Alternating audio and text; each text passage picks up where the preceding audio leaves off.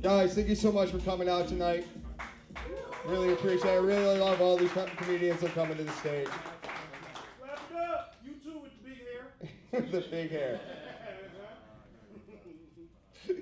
All right. Give it up for Skrilla Skrilla Million.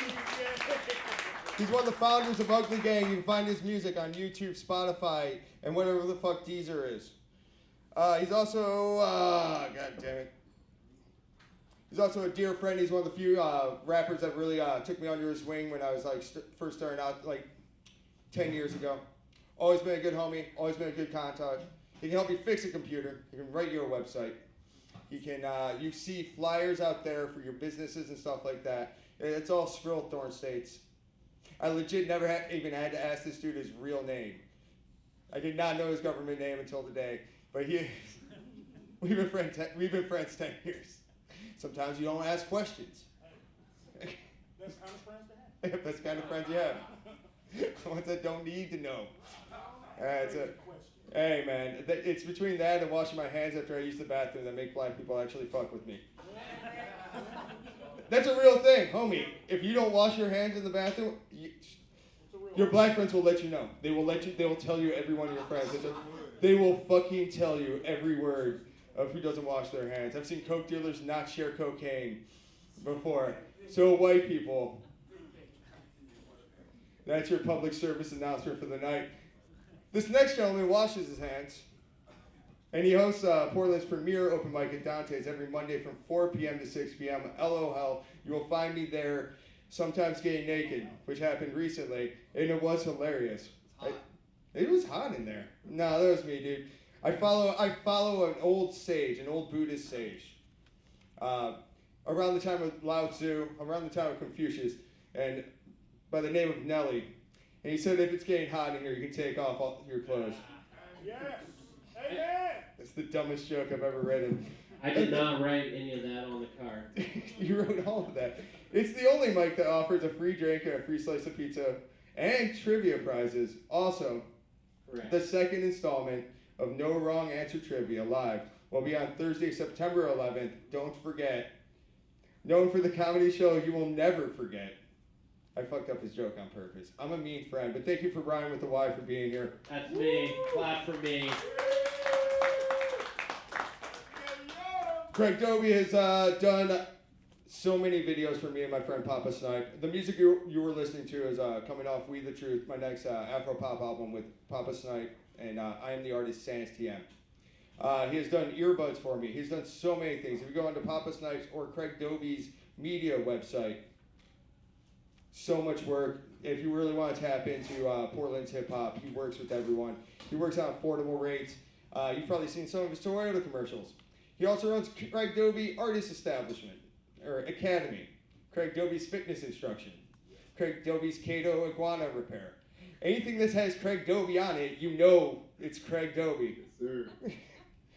I mean, dude, he's also a new father. So it's really an honor for him to take his time out. Thank you. To take his time out for us. And so this is One Way to Vegas. Your reaction will help. The judges will pick who they think should be going on a reality show One Way to Vegas in October. With this is a national competition. This is the first time it's been done in Portland.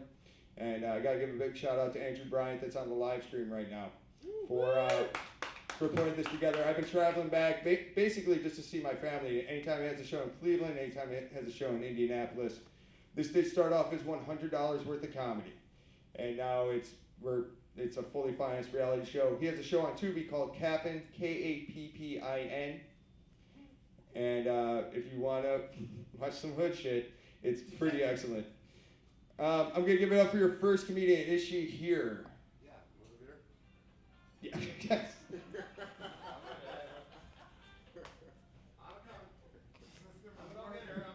My name's Sans TM, you ain't saying it right. I'm Super Saiyan when I'm saving a life. I can walk on water like I might be Christ, but I don't believe that Christ is white. My name is Sans TM, you ain't saying it right. I'm Super Saiyan when I'm saving a life. I can walk on water like I might be Christ, but I don't believe that Christ is white. Quit it with that dumb shit, all I feel is numbness. Kick a fat tongue twist, give your girl a tongue kiss. Sweeter than a sun kiss when the fungus gets all among us. Better check your basket, never relax on this acid. I'm eating whole planets like motherfucking Galactus. Let's go. Yeah, so allegedly, hypothetically, I was a drug dealer at one point in time. Allegedly. But I've never been as fantastic as your next comedian. She's a world famous clown dancer. She works at the Kit Kat Club after this mic, and she is hilariously funny. Give it up for my friend BJ McNaughty.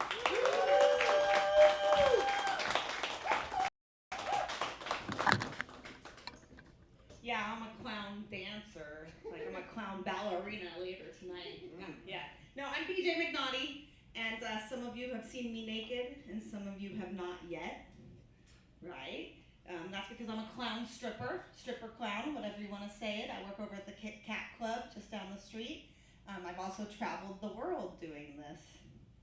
So, yeah, some of you may have seen me on Jerry Springer, right? Jerry. Yeah, Jerry Springer told me he liked my shtick, and I was like, is my shtick showing again? Damn. Often I get mistaken. People like to say my name wrong. Instead of BJ McNaughty, they like to call me BJ McNasty. And I like to think of that as either my promotion or demotion to porn, depending on how you look at it.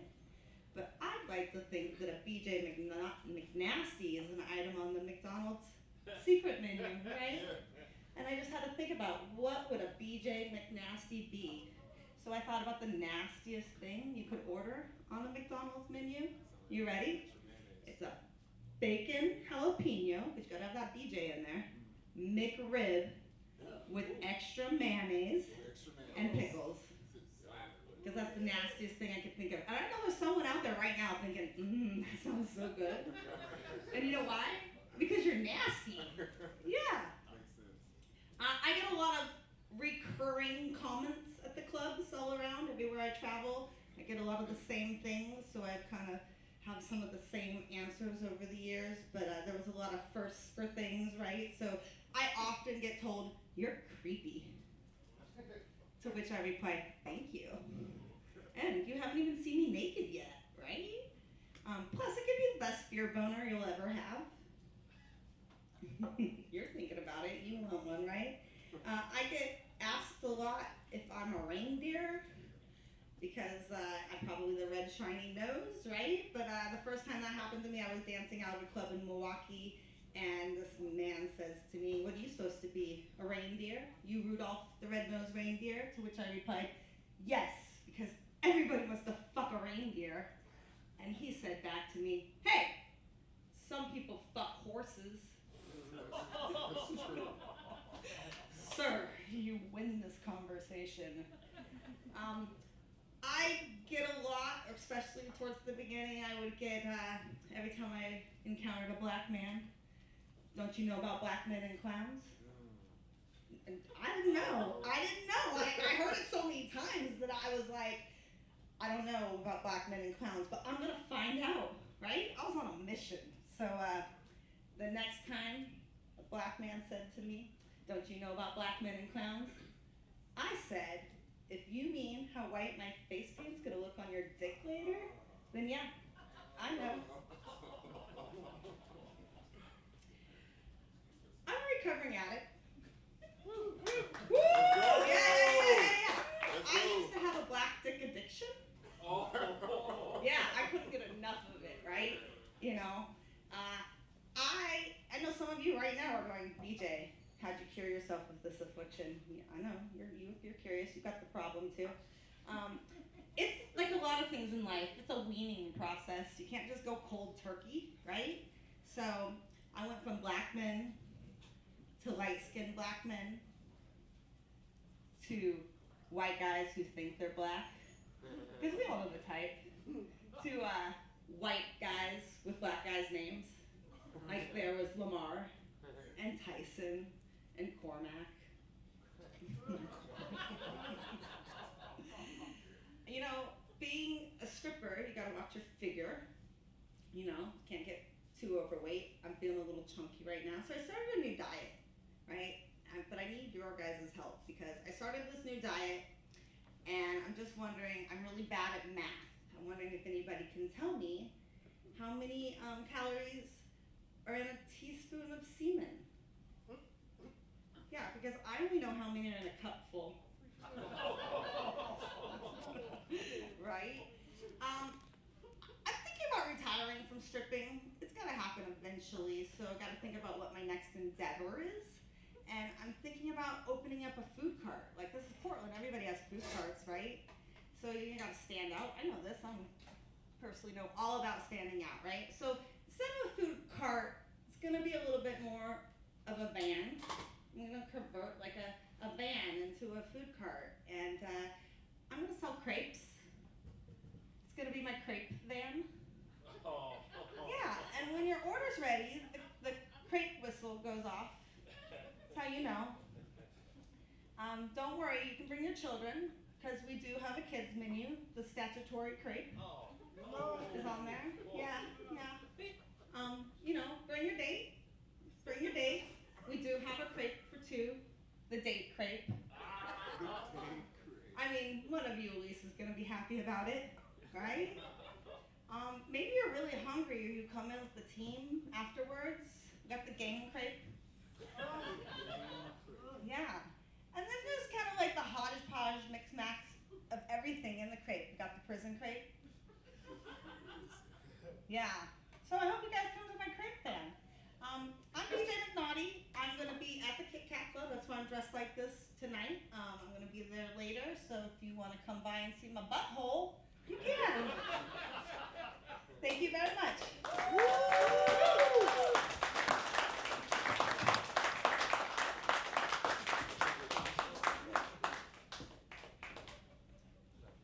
Give it up for BJ McNaughty one more time. And go see your butthole. It might be spadangled. I don't know why I'm staring directly at you, but I really specifically you and Pink. I want you to go look at her butthole later. And judges, you're allowed to grab the mic whenever you want when I'm up here. You can say whatever you want, within reason, of course. But give it up one more time for BJ McNaughty. She gave some time back to the room. Comedians, I'll give you a light at 7 minutes. You have up to 10 minutes, and some of you weren't here when we started that. This next comedian, I don't know what the fuck they are, but they're called Amani. Give it up for Amani. Amani!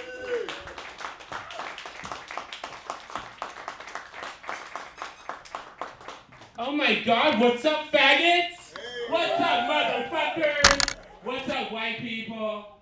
You look really happy. I love this. You look really happy. You look as happy as your ancestors did June 19th, 1866. And now you look as sad as your ancestors did June 20th, 1866. I'm free. It's a good thing. I'm free. You can be happy for me. I'm free. Do you hate free niggas? You're the only white man in the front row, other than you, white man with blue jeans. You must have good jeans. Oh! Eugenics. Okay, everyone, I'm not Sydney Sweeney. I don't like eugenics. I don't like white people thinking they're superior. White people are superior because white people, the best thing you did was slavery, and now you're making, like, what, avocado toast? The fall from grace is really hard. Don't worry, I like white people. I've been living here in Portland for 2 years now, and Portland is making me whiter. How white is Portland making you, Imani? How white is Portland making you, Imani? Portland's making me so white that I started eating tofu. But we don't call it tofu in Portland, we call it tempeh. Portland's making me whiter. Great, okay. How white is Portland making me? Portland's making me so white that I like to skip rocks by the fucking river. Like I'm in Stand By Me. Portland's making me whiter. How white is Portland making you, Imani? Portland's making me so white that I'm thinking about joining a pinball league. I've been scouted by several people at Quarter World. I think I'm gonna make it. I'm thinking about the minor leagues though. Race joke. Oh! No, it's not good if I had to mention race. Portland's making me whiter. How white is Portland making Thank you, you, Imani? one person that's actually doing it. Portland's making me so white that the only time I see a black person is in a mirror, and that's when I'm jerking off. And that's what I call a black job. Yeah, I'm dating in Portland. Anyone else dating here? Well, I'm pregnant in Portland. Anyone else pregnant here? I'm on welfare in Portland. Anyone else on welfare here? I just hit my mom with my car on my way here. Anyone else did that? Anything relatable? Y'all aren't dating. Obviously, no one would date. Y'all are probably divorced. You remind me of like the two Muppets, but like the ones that would like sit at like the podium and be like, "How's the show going? I don't know. Ah, ah, ah, ah, ah." I like stoic white people. That's what y'all should be. Statues. You made my people statues. Okay. Enough of the. I love white people. I am the Jane Goodall of white people. Because white people here like to be niggerologists, so I am like I'm the Jane Goodall of white people. Listen, I think you're great people. Slavery. I should stop mentioning slavery, but I can't.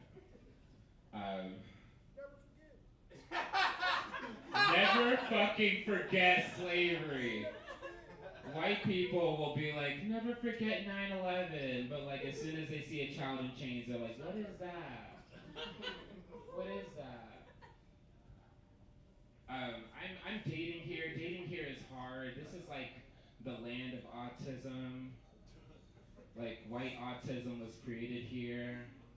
Cause I go on dates here and everyone in Portland has like has a weird niche.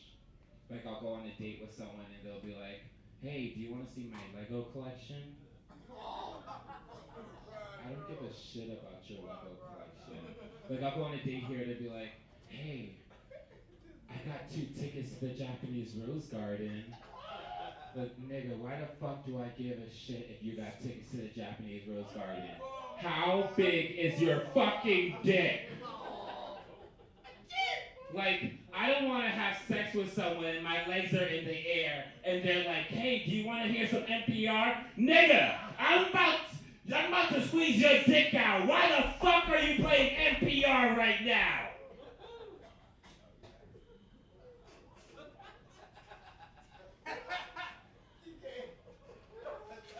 It's really hard for me. I had a boyfriend. I was lucky to have a boyfriend.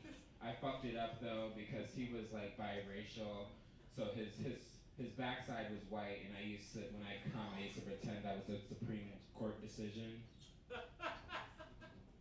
on his back. His other side was more blacker, so I never came on his dick. No, I really think he broke up with me because at night I used to pretend I was the ghost of his dead ancestors. I'd be like, yo, Nico, there's a Negro in your bed, but I didn't do it like that. Obviously, I did a funny voice, and I was like, Nico, there's a Negro in your bed! A Negro!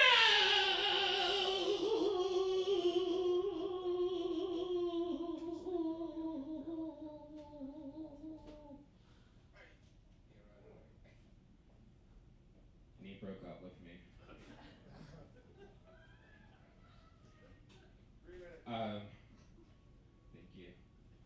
I think white people, I have a question for you, but don't like take this in a hostile way because I'm your Jane Goodall, as I established.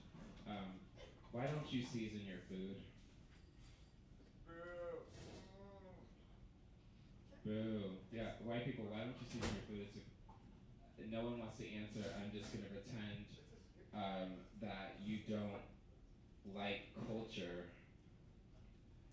White people, there's a problem. I don't get why, like, I feel like you'll season anything else, like white people, you'll season your butthole before your food. Like, white people will be like, yeah, I just love this Dove body wash, it has rose water, before like using rosemary on your chicken. It's weird. Moving on. How do we feel about trans people? They aight. Nigga, what? You alright, just like some of these bitches. I said trans people. How is it? They aight. Okay. Everybody better be aight. Okay. Chill. Alright. Anyone have a friend that's trans? Great. If you're trans in this room, please don't kill yourself. Trans people, please don't kill yourself. I promise you that Steven Universe is gonna come back. Trans people, please don't kill yourself. We need you for Reddit. We need you for Reddit and Tumblr. Is there any cis people here? Yeah, just figure out what that Cis people? What is this? Cisgender people? Please, please, please, please, please kill yourselves. Steven Universe is coming back. Please kill yourselves. I've been Imani, y'all been faggots. Thank you.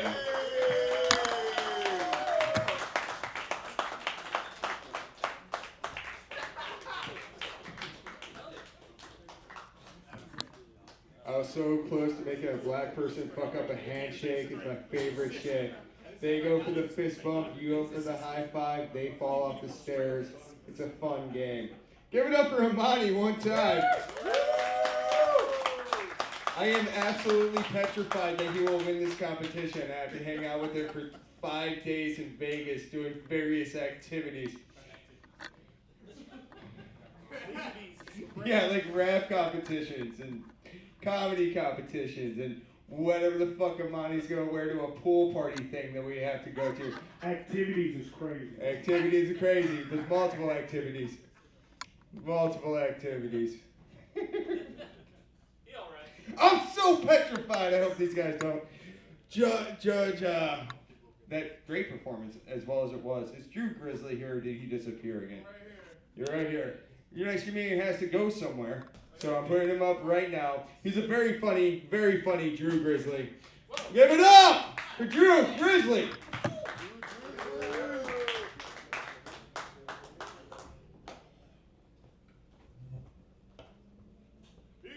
This nigga just knocked my phone out of my hand, bro. The whole case came out. You saw this? Look at this. Look at this. What happened? I'm a witness. Actually, this has been here since last year. I haven't. What's up, everybody? What's going on? I got one of the judges left. The albino judge just left. You don't get a drink? You need a drink when I come on stage? That's what it is? You think I'm that crazy when you need a drink? You couldn't wait? I know you. I don't know these niggas. I know you, Brian. These niggas don't even do comedy and they judging this shit. Shit's kind of wild, bro. You can go get a drink, man. My bad. I'm sorry about that. The white guilt kicked in. He's like, damn, I gotta.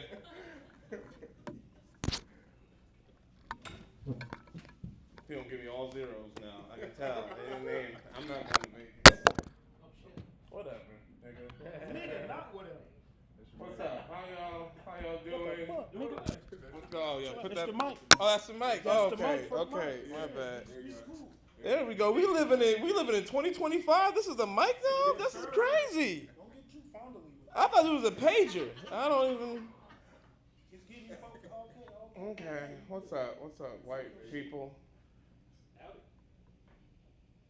Damn, I didn't like that. Actually, I didn't like. Do it over. I wanted to accept it, but I couldn't. The nigga in me could not. I was like, no. I'm glad you. At least you didn't call me brother. No, thank you. Because black people, black men especially, we don't like that when white guys call us brother. We don't like that. Because we know that's the only word with a hard ER that you can call us. Every time a white guy calls me brother, he pronounces it with 2 G's.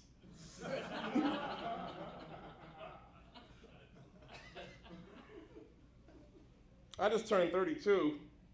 Let's go. Thank you. Yeah, man, 32. That sounds like a very serious and adult age, right? But I'm not a very serious or adult person. I'm wearing a Bugs Bunny anime shirt right now. Like, it's not, like, I don't feel like an adult. Like, you can't be an adult and still own a bong, right? No? Okay, whatever. What about this?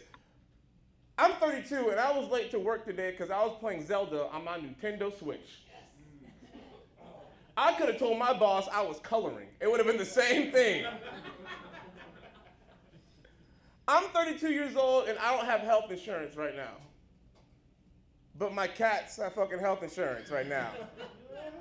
Like, I don't know what's going on, but I treat my cats way better than I ever thought to treat myself. Like last week, all week, I fed my cats salmon, squash, and brown rice all week last week. You guys know what I ate last week? I ate cat food. That's what I ate.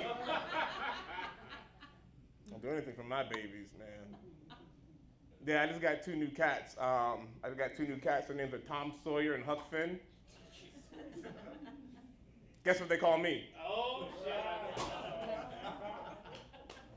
shit. Okay, some people graduated high school. That's great.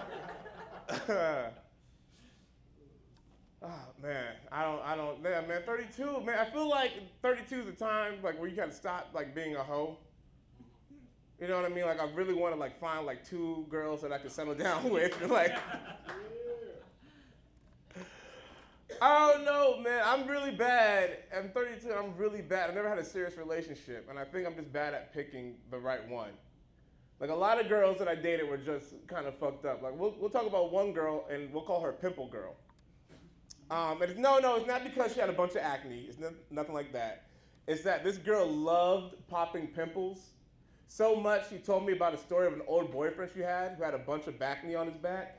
And instead of helping him get rid of the acne, she would pop his pimples and then rub the juice in so bigger and more pimples would form.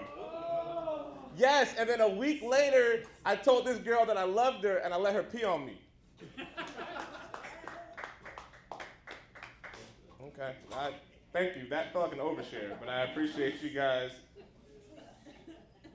I don't know, I once dated a girl who was a supervillain. Really, like she was racist. And I know she was racist because when we were fucking, she used to call me antique farm machinery. Oh. There you go. Oh. Yep. Yeah, she was racist. She was she was homophobic. And one time she told me that she wanted to exterminate all the homeless people in Portland. Yeah, so I felt bad after I fucked it, right? Yeah, a little bit. Yeah, a little bit. There's a little guilt. I felt so bad. You know what I did the next day?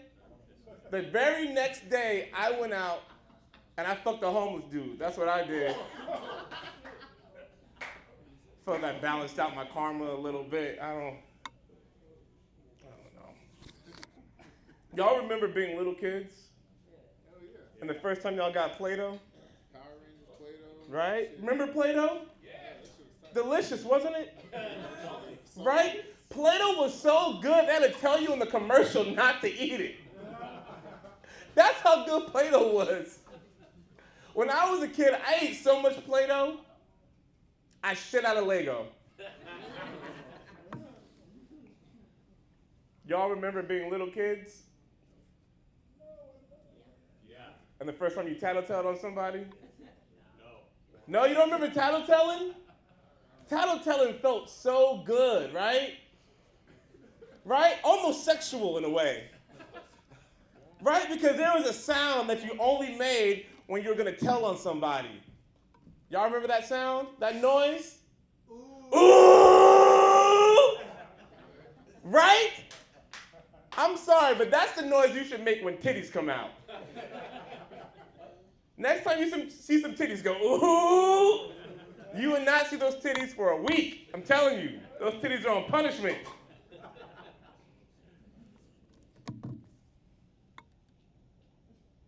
$32, man. I gotta stretch before I fuck. It's crazy. I don't know. We got any? Make some noise if you're not from Portland. Okay. All right. The occupation has not worked. We're gonna keep trying though. I'm not from Portland. I'm from Virginia. I know, exotic, right? It was a culture shock moving here. There's a lot of things y'all do here in Portland that we never do in Virginia. Like recycle. Back home, we call that blue bin the backup trash. That is a Christmas/emergency trash can. That is what that's for. I know I was gonna have to change my pronouns when I moved to Portland. I needed housing, so. So let me update you. My new pronouns are now he, they, and nigga. Choose wisely. That's all I'm gonna say. It's multiple choice. I like the white people here in Portland. I really do. Y'all different than the white people that I have back home. I like the racist white people. I feel like I can fuck it out of them. I don't know why. I feel like I just. But the white people here are great. Y'all trying really hard not to be racist. It's not working at all. But y'all trying. Y'all are trying. I see it every day. You know what I mean? I was at a Goodwill the other day and I was trying on some clothes, right? And you know how when you're at like a Goodwill or any store, they want to know like the number of clothes you have. They want to walk you to the door, write your name on it, maybe lock it from the outside. I went to a Goodwill here. I was trying on all these clothes, and like the lady at the fitting room, she just waved me on through. She didn't look at me. She didn't count my clothes. She just let me on through. So as I was sitting there and I was trying on all these clothes, I thought to myself, I was like, wow, white people in Portland don't assume just because I'm black that I'm going to steal something. So I stole as much shit as I could that day. That's what I did. Come on, I know a blessing when I see one. That was. Man. I saw one of these Christian commercials the other day. And I don't know if you guys seen these commercials where they try to make Jesus a more like humanizing figure. You know, in this commercial, it was pictures of a bunch of people in poverty that they were showing. And at the end of the commercial, they said that Jesus struggled with money too. And when I saw that, I decided, you know what? It's time for me to restore my faith and worship the devil. My Lord and Savior can't be a broke nigga. Like, I don't think that's my God on EBT? That's crazy. My God got bad credit? That is insane.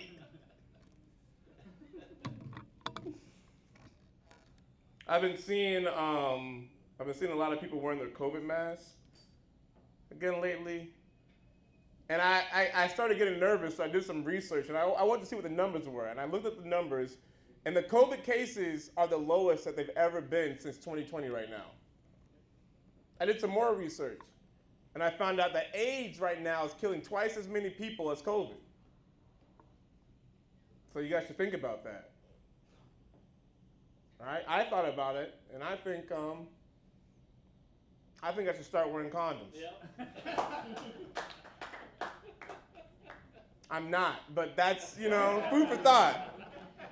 Food for thought. All right. I don't know if I got time. What do I got time for? Okay. Y'all see that new Little Mermaid movie? The newest one, where the Little Mermaid is black. Y'all watch that one? Yeah, I ain't like it. I did. Don't watch it. It's not believable. What black girl gonna have her hair wet for an hour and a half? Come on now. And she was quiet during half of it? I'm just saying, we're not known for being silent at movies. I'm just saying, I don't like when they do that. I don't like when they take a white character and they make him black. I think we need our own black characters. You know what I mean? Because one day they're going to take it too far. Today, it's a white character, they're going to make him black. But what if tomorrow they took a black character and they made him white? Could you imagine if they made a white Blade? A white Blade? Who's going to play him? Matthew McConaughey? Jake Gyllenhaal? Who? Tell me. Shout somebody out. No, come on. Come on. Keanu Reeves? Actually, damn, that would work. Actually, no. Keanu Reeves would fucking work. It worked, because he's played White Blade twice already. That would work. That would work. But other than that, White Blade wouldn't work. White Blade just sounds like a shittier vampire.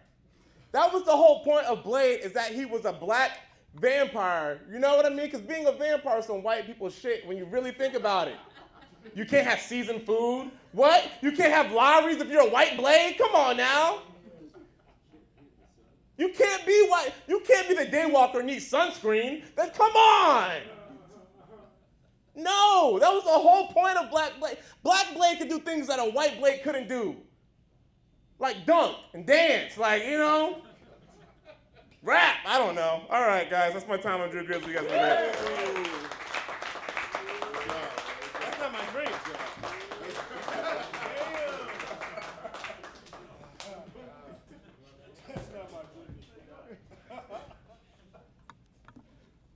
Give it up one more time for Drew Grizzly.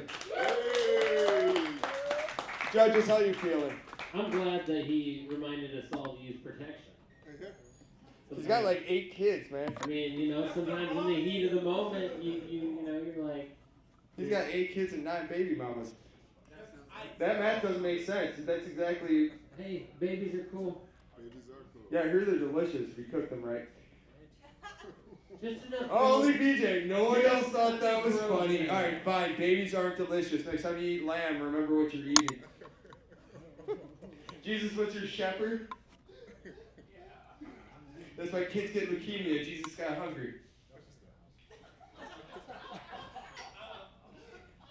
Shepherds are the only reason that we have syphilis. And I believe Jesus fucked.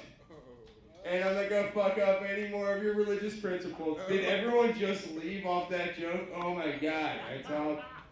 It's all good. Lamb is delicious. Lamb is delicious. They pick the ugly ones. So if your kid dies of leukemia, ugly kid. Never mind. I'm going to give up on this comedy shit. You guys give it up for Femi all the way from Seattle. Thank you guys. Let's go.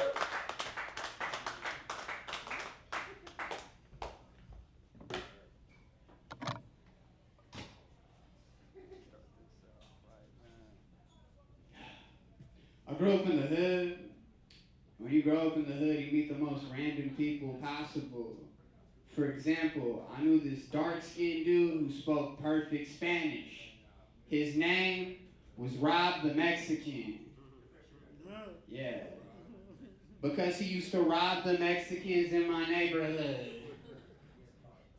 Yeah, one summer he pulled up on me and he was like, "Yo, Femi, called me Rob the Somalian."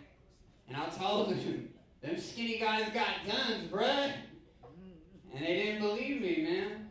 And now he's robbing a box. Yeah, bro. He's dead. I went to his funeral. It was such a beautiful sight. Everybody was wearing these air spray t-shirts with his face on it. And underneath read out R.I.P. I said, "Wow, Rob in peace." Rest in peace, Carlos. You're a good dude. I knew another guy. His name was Homo. H-O-M-O. Everybody I knew thought he was gay. Yeah. Little did they know he was gay for murder, bro. Homo was short for homicide, and he had bodies on him. Not the kind you brag about in a group chat. The kind you would hide from your co-defendants and the prosecutor and the police. Yeah, random people, bro. I love absurd internet arguments. My favorite internet argument goes like this. Would you rather be trapped in the woods with a bear or a man? And it took me 5 years to realize that the bear won't rape you. Yeah. Sorry, ladies. You hear all those silent men? Those are the guys you never go into the woods with. Yeah. Saved your lives. Now give me some free pussy. Nah, I don't want any free pussy. I'll take some pity head instead, though. Any day of the week. I saw a pigeon walking down the street today, and I was like, I want a girl just like that. Gobble, gobble. God damn it. I'm going to tell you guys my Mount Rushmore of white rappers. It goes like this. Paul Wall, People's Champ, Mac Miller, Eminem, and the greatest white rapper to have ever lived, Drake. Yeah, man, Drake makes music for white people who pretend to like black people. And I don't think we talk about it enough as Americans. He even sells scented candles. He has a scented candle called Williamsburg Breeze. What's more white than selling the scent of gentrification? Suing another rapper for defamation in the court of law. This guy's crying in a penthouse. Wah, wah. Everywhere I go, they keep on calling me a certified pedophile. Same thing with R. Kelly and P. Diddy, and they're both currently in prison. So be grateful. Maximize that white privilege, brother. Go kick it with Woody Allen and eat some gefilte fish. Oh, man. My favorite sport is MMA. Because it's the only time I get to see two white people in cornrows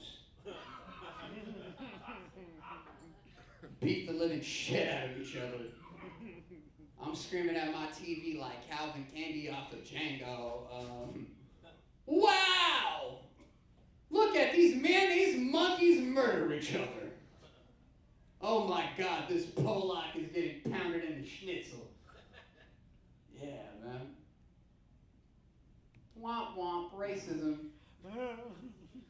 Sometimes after my sets, yeah, like, these white people are so emotionally damaged by all the black comics that came up here tonight. And it's good, you need this. Welcome to being black in America. You got a morsel of it, I'm still going. Yeah, man. Sometimes white people pull up on me after my sets and they're like, "Yo, Femi, I think you hate us." And I'll tell them, sometimes.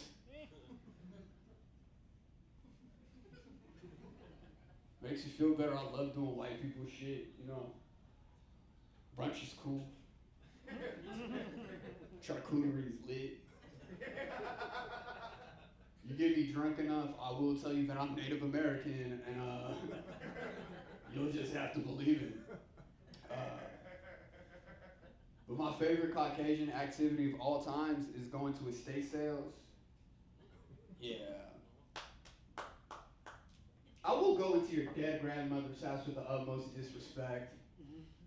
I'll buy up all of her vintage Corning wearing Pyrex sets for pennies on the dollar. Yeah, for real, man. I'll fight a motherfucker over a Le Creuset Dutch oven. True. I just want to let this crowd know that, bro. Test me. Test me when it comes to vintage cookware. Yeah, man. Hell, I even go grocery shopping at Trader Joe's because I'm fucking better than you. I'm not better than you. I'll go grocery shopping at Trader Joe's because it's the last place in America where the cashiers don't suffer from clinical depression or autism. Yeah, they know how to carry a conversation, man. Cool. I'm from Seattle. Oh, fuck that place. Seattle sucks, man. All the men think that they're like Chandler, Joey, or Ross off of Friends. And all the women think that they're fucking Monica, Rachel, or Phoebe. And the thing that both sides don't quite understand is that they're the fucking barista. You're the only person who remembers Gunther's name, bro. Gunther doesn't have any lines. Gunther isn't cool. He's the only guy that remembers Gunther. These guys walk around like, I drink matcha and read books outside. I'm so eclectic. You're not. You're just autistic, dog. Learn how to read fucking facial expressions. You fucking piece of shit. God, Seattle just makes me so mad just thinking about it. Makes my fucking asshole itch. Who here likes pretty girls? Woo! Yeah! I don't. No, I don't like pretty girls, man. I like half ugly women. You know what I'm talking about? Kind of girl you wake up next to in bed and say, damn! Got me slipping. Yeah.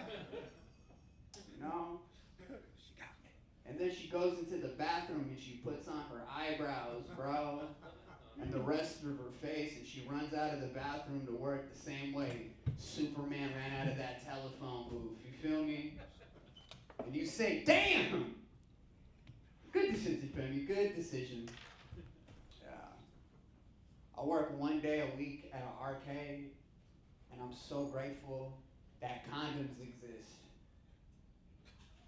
Yeah, fuck children, bro. I don't think we say that enough. I hate them all, bro.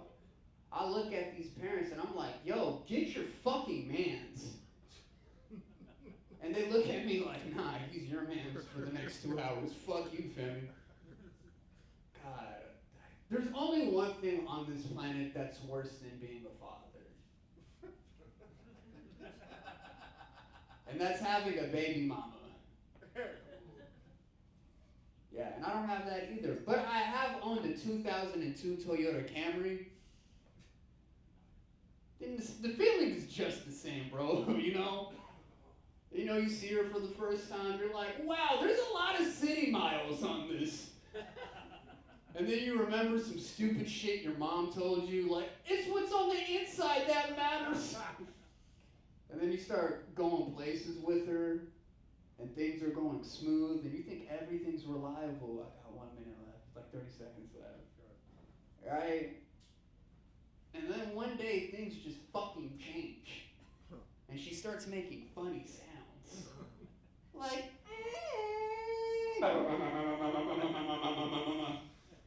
and you just wake up one day, and you're like, fuck, this bitch is killing me. And that's when some random Vietnamese dude named Colin calls you like, hey, there's a problem with Toyota. And you're just trying to figure out a way not to cry in your fucking bathroom. All right, this was a bomb. I got an 8 out of 10? What's wrong with you? Nobody laughed. I do not validate these results. In my defense, you would have got a 10 out of 10 if you said the best white rapper ever was Riff Raff. Riff Raff. Ruby Tuesday, Cinderella Ballerina. Gorgeous Passport, Pasadena. The stupidest shit I've ever heard in my life.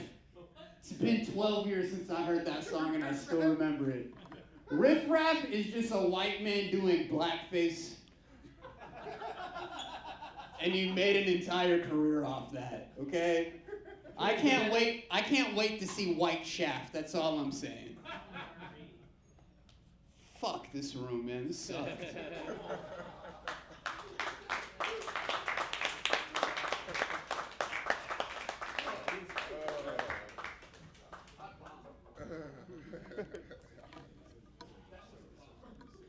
I'm pretty sure, give it up for Femi one more time. Let's go. I'm pretty sure people were laughing, Femi. I think you're gonna get your hearing checked. Does skinny make you not be able to hear? Also, judges, just so you know, I will just go get you stuff if you can stay here to judge the entire time. I'm not talking to anyone in particular because they're not here. That's funny. Okay, I think you're the funniest. You can't talk to someone when they're not here, bro. You can talk about someone. We deliver our judging, just like how my man Brian with a Y after each artist. You're pretty much gonna pick your top three, Sounds and good. then whoever's still here gets to vote for him, which means Carlos has a good chance right now for having two women with him. If it's a competition, you should sell some tickets, or at least tell people. I bought a ticket.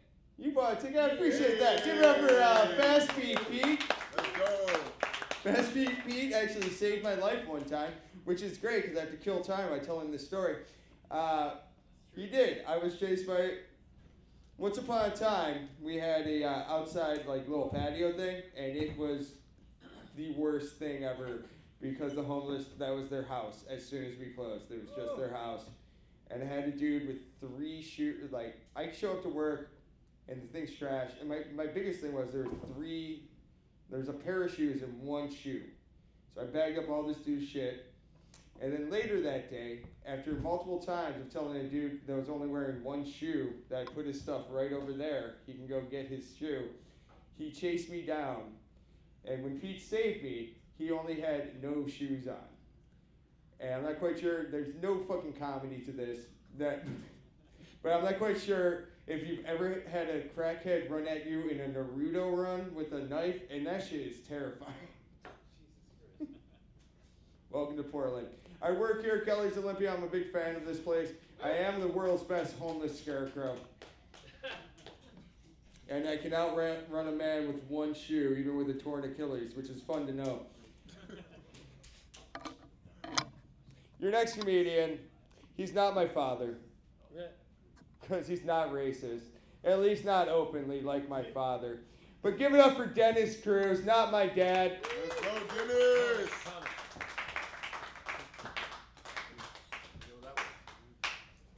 Oh, let's keep it going for Kelly's Olympian, huh? Yeah. Oh, let's come out and play. Let me come out. Everybody wants me to be their dad.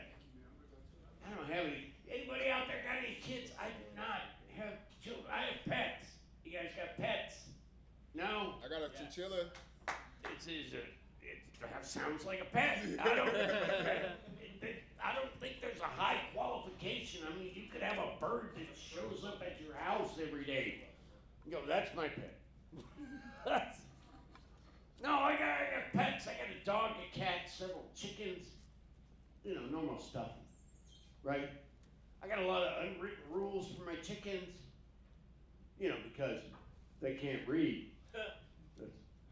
That's simple. No. I took my dog to the vet the other day. She was there all day. I went to pick her up, and the guy was like, hey, we had to remove 2 of her front teeth. So now she barks with a lisp. It's like, barf, you know. The vet gave her all this medication, which I immediately took. She got mad at me. She started growling, arf, arf. And I'm like, hey, I paid for it. I don't know if you can tell, but I do a lot of I mean,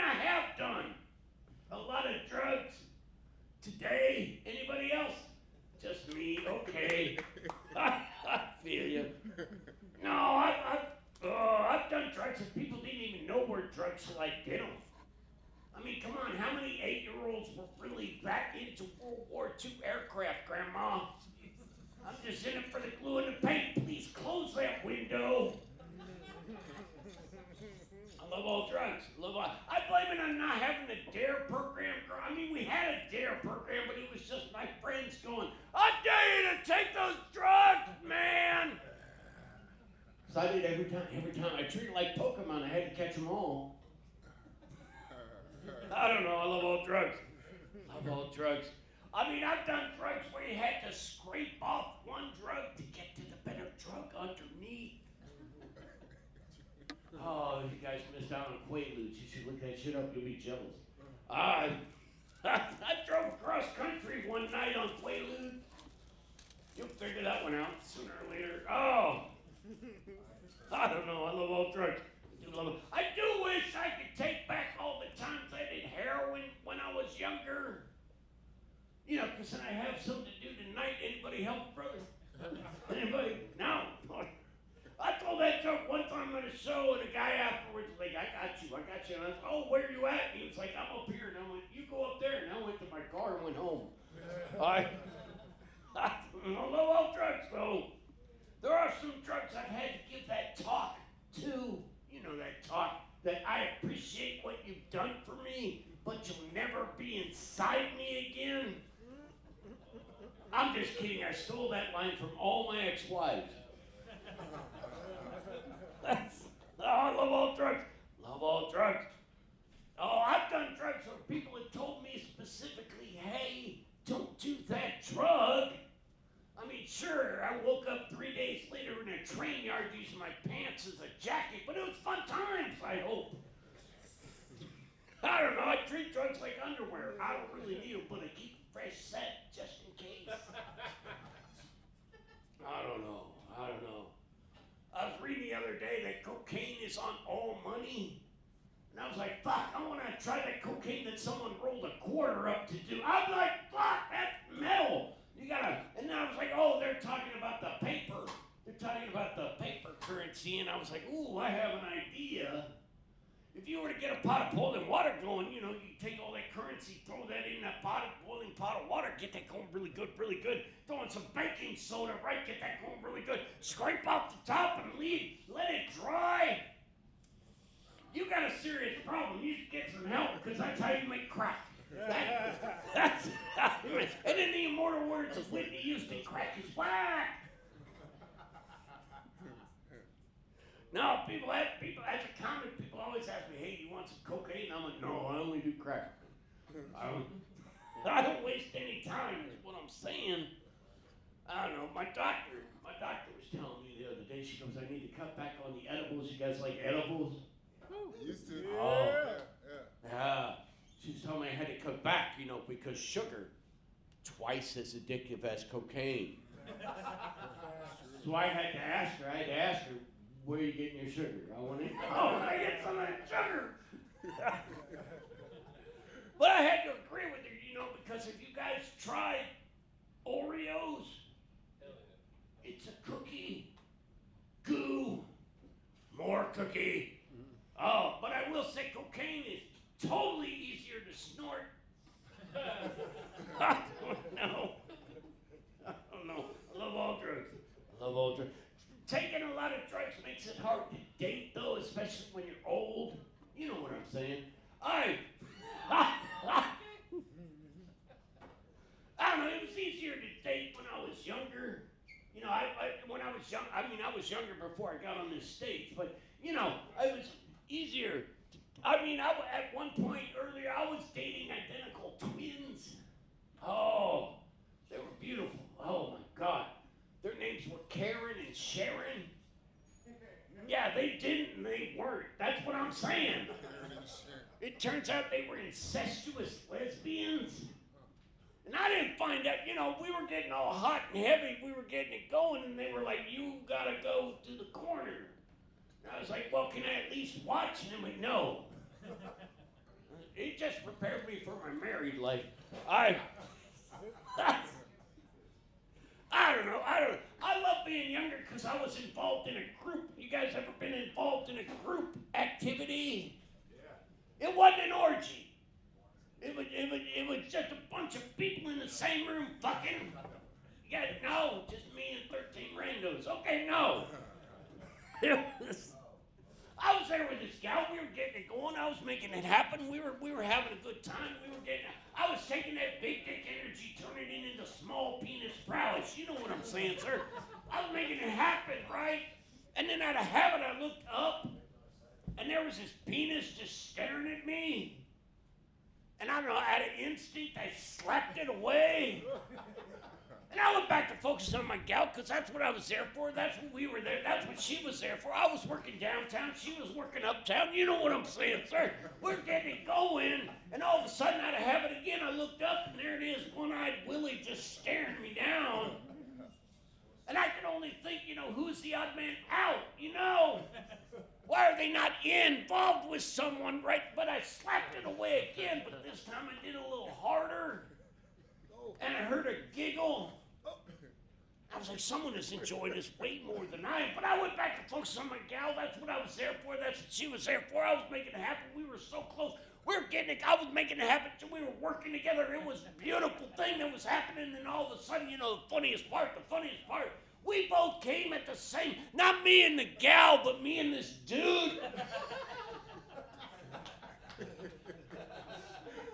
And I gotta give it up for the women that like that, anybody that likes that extra facial moisturizer, that icing on, I don't know what you call it. Took a week to get out of this hair. I used Dawn, they made that shit to take oil off of ducks. All it did was make it hard and chunky for 3 days. I'm just saying this guy was not on the pineapple juice program. I am Dennis Cruz. Thank you very much. Let's go, Dennis! Let's go, Dennis.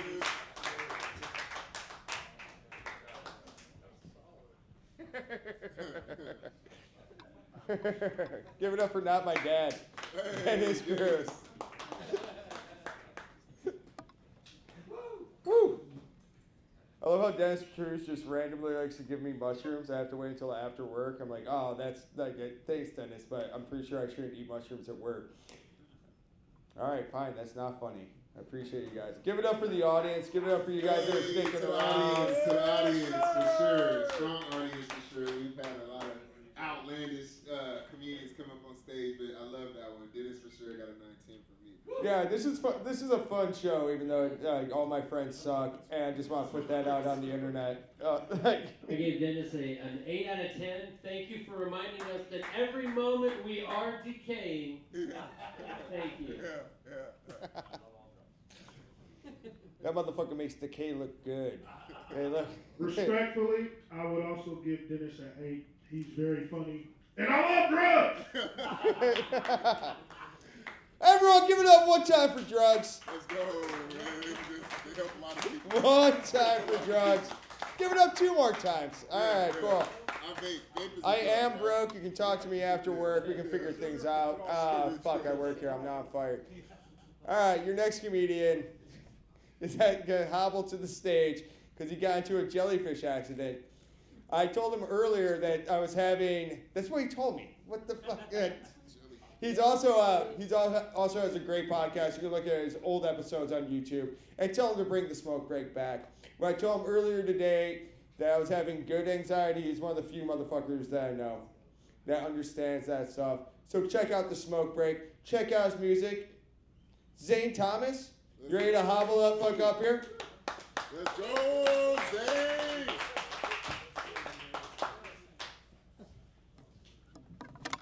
All right, expertly done. Do I have to leave it in the stand? No, I don't. It's fine. Hey, folks, clap one more time. Clap one more time for hanging in there. Let's go. Holy shit, we're making it. I'm going to sit down because that's what my doctor said I should do. So I've been living in Portland for a little bit. There's some things about Portland that other people don't like that I personally love. For example, bicyclists. I fucking love them.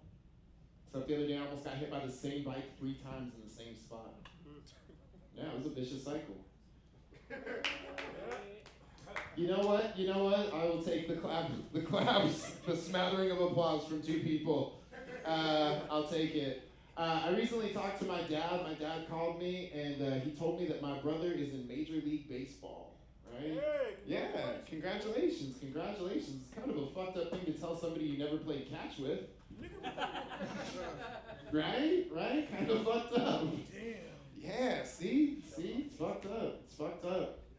Yeah, I grew up with my mom, and my mom would always move us to really small white towns, so we could blend in. And if it wasn't hard enough for me to blend in, my mom was a lesbian and a witch. Hey. Yeah, that's super dope. Give it up for her. Yeah, that's awesome. Yeah. If you're having a hard time wrapping your head around that, though, she's basically halfway between Portland and Salem. Yep.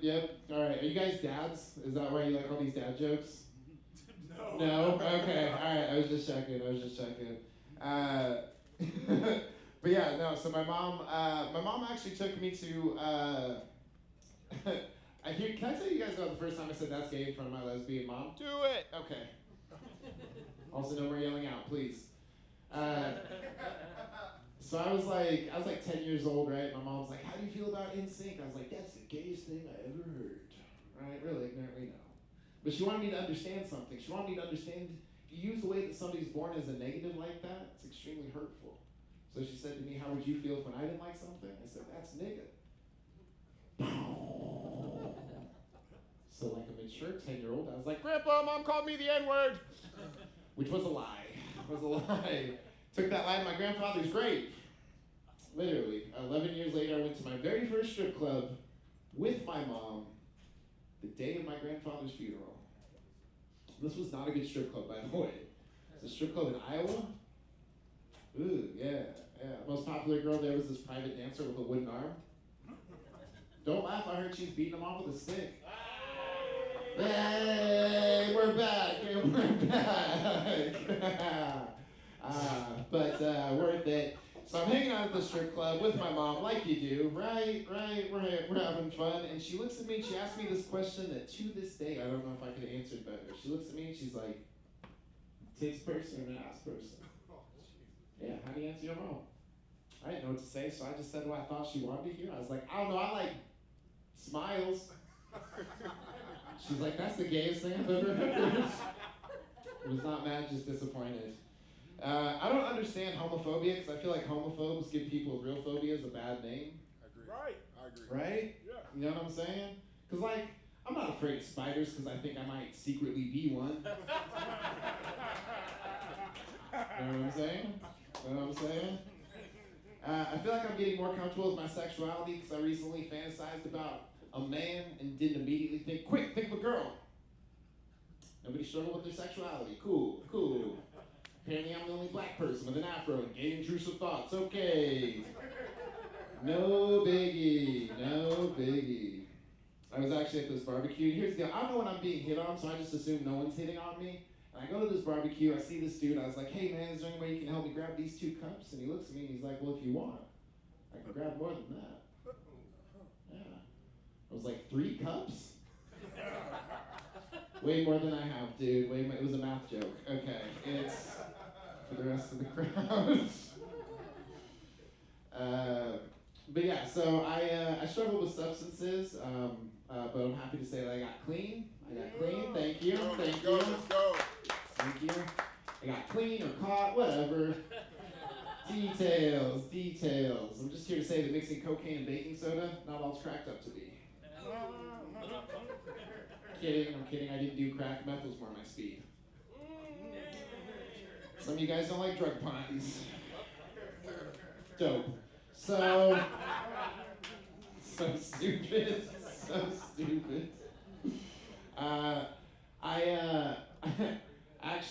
I lived in China for a little bit, right? I got offered an opportunity to go to China to teach English, changed my life. Well, I called it changed my life. The courts called it fleeing the country. Right, details. And China was a really awesome experience. They were naming the school. They were like, "Well, what should we name it?" I was like, "What are you thinking?" They're like, "What about kids in China?" I was like, "Ugh, a little on the nose." They're like, "What about euthanasia?" Oh! Yes, let's make t-shirts. Sell them after the show. I had this Chinese fiance. She was really sweet, but she wanted me to teach her how to talk black. Yeah, she wanted me to teach her how to say, "That's my man, bitch." She couldn't get the tone right, so all she ever said was, "That's my man, bitch." It's like, close enough, close enough. Then I got a Portland girlfriend who said that completely unironically, so it was pretty cool, pretty cool. But yeah, since moving back to the States, I've had to address my mental health. I got diagnosed with bipolar, and if you're wondering how I'm feeling about it, real back and forth. Real back and forth. I used to take antipsychotics, and here's the thing about antipsychotics, and that is if they were cool, fucking rappers would talk about them, right? Hear 100 rappers be like, codeine, Xanax, Adderall, right? But you never seen one rapper be like, getting mad at me, popping oxycarbazepine. Mediocre joke, dope ass rhyme, dope ass rhyme. I know where I stand. I know where I stand. I'm a rapper, but like I'm also an anxious rapper. You know, like I went to this show one time and the rapper on stage was just like, "Oh, y'all rappers are insecure." I was like, "Do you need me or?" I thought we were cool, man. So yeah, I struggle a little bit with like mental health. I was actually diagnosed with schizoaffective, which just sounds like I'm really good at it, right? Schizoaffective. But I was reading self-help books and they said something like, your thoughts are your reality. And I sincerely fucking hope not. It sounds terrifying. Sounds terrifying. What else? There's one more that I wanted to, I struggled with, went to a psychiatric ward because I was struggling with suicidal ideation. It's okay, I cut back. There we go. But the suicide prevention unit was super sweet, right? They gave me a pair of shoes, no strings attached. So, what, you guys can't hang? All right. I've been St. Thomas. You guys have been amazing. Thanks so much. Let's go.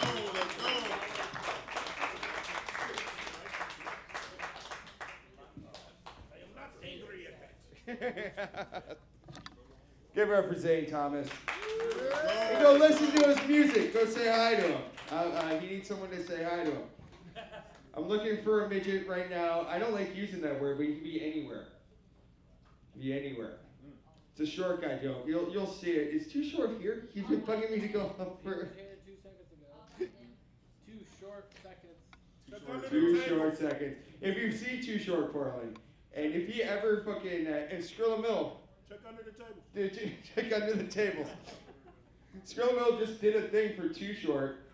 Go ahead, you got the mic. Yeah, man, I was gonna basically say Zane was good, man. I always I'm getting the flow of it, right? You wanna always basically get the score afterwards. I'll say I gave my man Zane Thomas. I love his hair, bro. The afro was dope. The setup, delivery, and laughs, with that all combined, I would say I gave him 8 out of 10. I'm not 8 out of 10 right now. All right, yeah. I say 8 out of 10 as well. You know, he's bringing awareness to mental health. He reminded me, you know, recently, I got some new flip-flops, but I can't ever decide when to wear them. Oh! No, it's a flip-flop. Can't just, yeah, okay, so Zane was actually funny. He had some good one-liners. I like his little, you know, one, 2 words, and he got you with little 3 words. Yeah, 3 words. All I need, I ain't got to take the whole thing out of the 3 words, and then the 1 drugs. That was funny. And what else? Oh yeah, but good job, Zane. Oh yeah, I gave you an 8 out of 10 too. Yes, sir. Good job, Zane. You got a lot of 8 out of 10s here. That's a Portland 10 at that point. Where was all this judges' commentary for the year at? Well, Who was fucking up? maybe I was fucking up. It's okay, Pete. You have your hand raised? What's your hand raised for? Your order's ready. My order's ready? Yeah, your pocket's glowing. Oh yeah, you're beeping. What's my name? The fries get cold. My fries? Oh. I forgot I had this in my pocket, and I somehow turned it on. This is one of my favorite things about going to big-ass raves and people being high as shit, because sometimes they just give you this, and I don't know how to turn it off. I have tried. All right, well, it's pimping. I've been pimping since pimping been pimping. All right. I found that out when I tore my Achilles. Bro, when I tore my Achilles, every black dude in Portland, when I walk by with a cane, is like, be like, "What's up, pimpin'?" And eventually I told my friend, every black kid, if you ever have a cane, they'll be like, what's up, Pippin? And they will just walk away. And they'll just say that when you're fucking walking down the street, and it's great because your leg hurts and you feel like shit because you can't walk and you're using a cane and you're 40. And this black dude thinks you're a pimp. Yeah. Everyone, thank you. Thank you, Black America. Thank you, Black Portland. What's up, Pippin? It helps your esteem quite a bit having black friends. I didn't buy any of these clothes. This is my friend Papa Snipe that just buys me shit because he wants to make music with me and I look like a scrub. This is all stuff that black people have just given me. So give it up to black people in general. And give it up to your next medium. Why are you not clapping? Why are you not? There's only 4 people here left. Give it up That Jesus eats leukemia patients joke really destroyed the crowd. This next comedian looks up to me, and there's reasons for that. Let's just hand this off to Too Short Portland. Let's go. There we go. Thanks, man. Love you, man. Love you too, goddammit. You don't need to raise it down. You already know. I'm not trying to hold it. I'm trying to hold it in my hand. Yeah. What the fuck y'all doing tonight? Hey. So listen, I got notes tonight. Y'all ever had kids pick on you? Yeah. I have. Kids try to size up on me every day, man. I was at a bus stop this one time, right? Trying to get home to my mom's house. She was cooking food on Mother's Day. I'll tell you what. This kid came up to me and was like, I'm bigger than you. A lot of kids are bigger than me. That's okay. You guys gotta realize that, right? A lot of kids are bigger than me. If they hit me, I can't hit them back. If I hit them back, I'm telling you, boy, it seems like an ass whooping. I'm telling you right now, like, I got a hand like a man, bro. When normal people sit down, right? Their feet usually change from this height to this height, right? You see what I'm talking about? Like, if you were to stand up, you'd be like here. But when I stand up, I'm like here. So I still gotta like stand up for myself, is what I mean. But any of you guys ever done naked bike rides? Any of y'all ever done like Portland things where like they do like the naked mile? I recorded a naked bike ride. Oh, you did? Yeah. I was out there, bro. So when I did a naked bike ride though, right? I was scared. I was really scared. I was tripping because like I feel like I was like the only person out there. I got CPS called on me.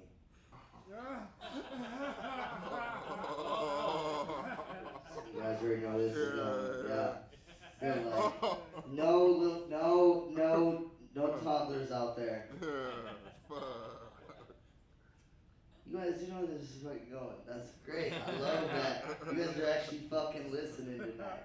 No, like, I love naked bike rides, god damn it. I really do. I get to do whatever I want, I get to be free, I get to be naked. Anyways, but I just figured I'd tell you guys about that a little bit. But have you guys ever been to like Hemp Fest, Kink Fest? Yes. Yeah. So, over at Hemp Fest, right, they do this thing called earthing, where they like lay on the ground and like, literally they're doing snow angels, they're getting with earth. Every time I fucking do the earthing shit, my balls get itchy. Because my balls rub on the fucking grass every time. I'm just gonna tell you guys that. So a while back, mind you, I've never been with a little person ever, because I don't want to be. I want taller the better, bigger the better, bigger the beautiful. And I was at this fucking strip club called Rialto, and then I went to fucking Venue. Well, when I was at Venue, someone came up to me, see me putting honey in my White Claw. She was like, "Oh, why are you putting honey in your White Claw?" And I'm like, "Because I like it." So I got this special honey at my house. The honey I thought she was talking about was her pussy. I thought she was like trying to fuck or something. That's what I thought. But it was a whole different story when I got there. So, I don't ever get my teeth checked. I finally started getting my teeth checked, right? I got an appointment the next morning. I I go to hang out with her at her house. We're hanging out. We're doing our shit, doing whatever you guys want to think. You know, we were just playing hide and seek though. That's all we were playing. We were just hanging out. We were just playing hide and seek. We were doing nothing else. Nothing. Virgin. Anyways, but yeah, we were just hanging out. And we were hanging out. Like I said, she's like, hey, try this honey. Start trying this honey. All of a sudden, my dick started getting hard. Yeah, he said, you know what that honey packs is? Yeah, I didn't know it was honey packs, bro, until like later. And then I was just chilling with her, and all of a sudden my shit started getting hard. I still gotta go home. Where I live, I can't just like stay all night. I live in like a shelter type shit where like I gotta be home. And so I end up trying to leave early. When we leave early, we end up getting pulled over, right? I didn't realize I had warrants. I didn't know that. I saw a warrant in Washington County. So they pulled me out the fucking car. Right. Warrants, because I didn't check on my PO. Who? Oh, you were the one I said. No. I didn't check on my PO. I don't ever check on my PO. But anytime I ever check on my PO, right? He doesn't recognize me. He doesn't think it's me. Like he thinks like a little kid, like every time. Like, I don't know. I really I want to do what I want to do out here. I'm not from out here. I'm from fucking Hills Burrito. Okay. You been to Hills Burrito? Yeah, Hills Burrito's great. I love it out there. But no, I was like doing my thing. When I get pulled over, I'm like, okay, maybe I'm gonna get off this. Like, no, you got warrants. So they pull me out the car, like, get out the car. Maybe this thing, like, he starts patting me down. Gets to my waist. He's like, he's got a gun. I'm like, no, it's not. It's just my dick. And he fucking tases me. And I'm like, it's just my dick. It's just my dick. Anyways, I'm out of here. Love y'all. Hey, let's go too short. Life is too motherfucking short.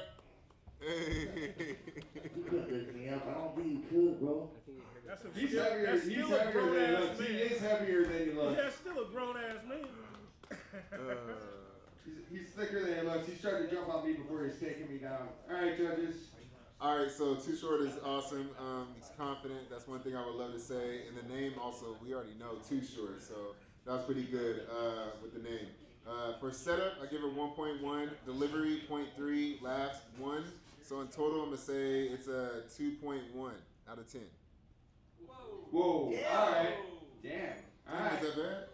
Hey, whatever. I think that was good. I can't be always giving everybody Did you say 2.1 out of 1? We got out of 10. 2.1 out of 10. All right, that's cool. The other judges got some good shit too. That's cool. All right. Here we go. It's been all 8s before. It's all 8s. It's been all 8s. I'm gonna give him a 7 out of 10. 7 out of 10. Yeah. 7 out of 10. He reminds me how much I like bowling. Just like putting your fingers in the holes. That's weird. He's like a bowling pin, Thomas. What you got, Skrill? He's like a bowling pin, Thomas. You don't want to stick my fingers in me, Thomas? I don't want to stick my fingers in you. I will give Too Short probably a 7 out of 10. I loved how he came through real quick, concise, short, to the point. Yeah. I also fuck with how he's the only one who risked his life. He jumped off the stool. That was very, very dangerous. I respect it. 7 out of 10. Yeah. Too Short is one of my favorite people that would run this such a time in Vegas. So give him some time. Too Short is a relatively new comedian. Keegan, how long have you been doing this? About 4 months. About 4 months. Yeah. So he's got the raw juice there. He's a great dude. I learned from y'all. Yeah, I told you, he looks up to me as a professional and as a person, which means he has very poor eyesight. Thank you, Pete. Yeah, you do fucking suck. You are. I know, I do. That's how I feel, bro. I was super manic, now I'm super depressive. Thanks for making me look down on myself. Your next comedian's got a fantastic mustache, not as great as mine. And he also hosts a great mic at Cheerful Tortoise. Every Monday, go there. Maybe you'll get some drunk college bitches. Maybe you won't. Hey, chlamydia comes in many forms, but drunk college bitches, one of the final forms. Give it up for Milo Loza. Milo!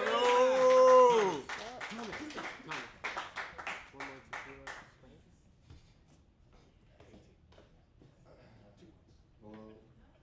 Hello. Greetings. Salutations. Hi. I'm Milo Loza. Don't whisper. Let me move this closer. Cool, beautiful. I'm Milo Loza. I'm a virgin, yes. You are not. I'm a virgin. I'm waiting till marriage. Congratulations. Fuck these. Thank you. Yeah, I'm waiting till marriage before I have sex. Anyone else? Focus on your money, bro. No one? No one? Okay, you guys don't understand this, but it feels better when you wait till marriage to have sex. And that's what I want. How would you? I want my first time to feel better than you guys. I think the very first time should be special. The very first time I plunge my cock into the pussy of my wife, I think that should feel better than my girlfriend's asshole. Anal sex. That's how you get around waiting till marriage. Unless you're gay, then you still gotta wait. Oh. It's the only hole they got. Listen, I may not have had intercourse sexually vagina style, but me and the lady get it on. We do some crazy stuff. She likes some. She's a freak. She likes me to take a leash, a collar, some peanut butter. She likes me to put that peanut butter all around her breasts, and she likes peanut butter on her clitoris. And we see how long that she could last until I use the EpiPen.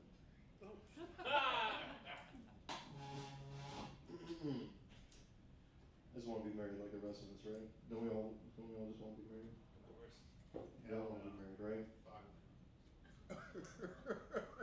Right. We all want it. Like I proposed, and the thing is I never got her a ring before, so if I ask her her ring size, it's going to ruin the surprise. So to save the surprise, I just went straight to the jeweler, had to measure my asshole. And I'm not trying to brag right now, but like this ring I got her, it's a really, really nice bracelet. It fits her really well. I'm sorry about the dirty words, by the way. I don't know if that disqualifies. I don't know if you guys are gonna mark me down to 7 for that or something. Keep going.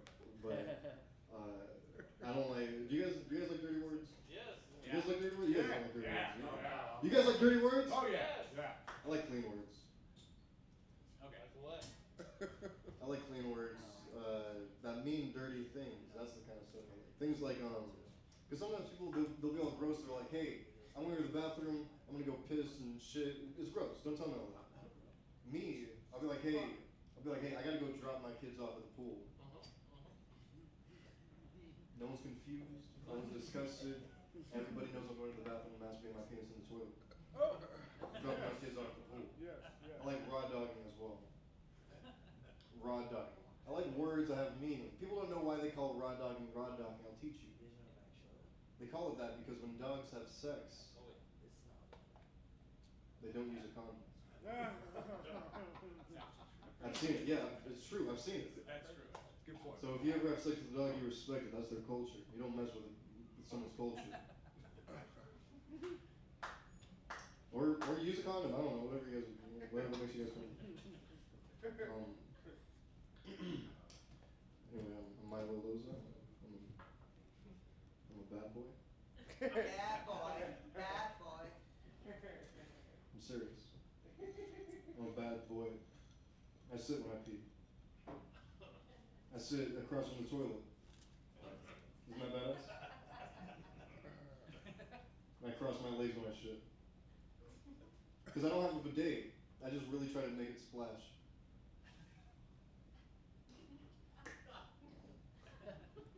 This is an 8, right? At least.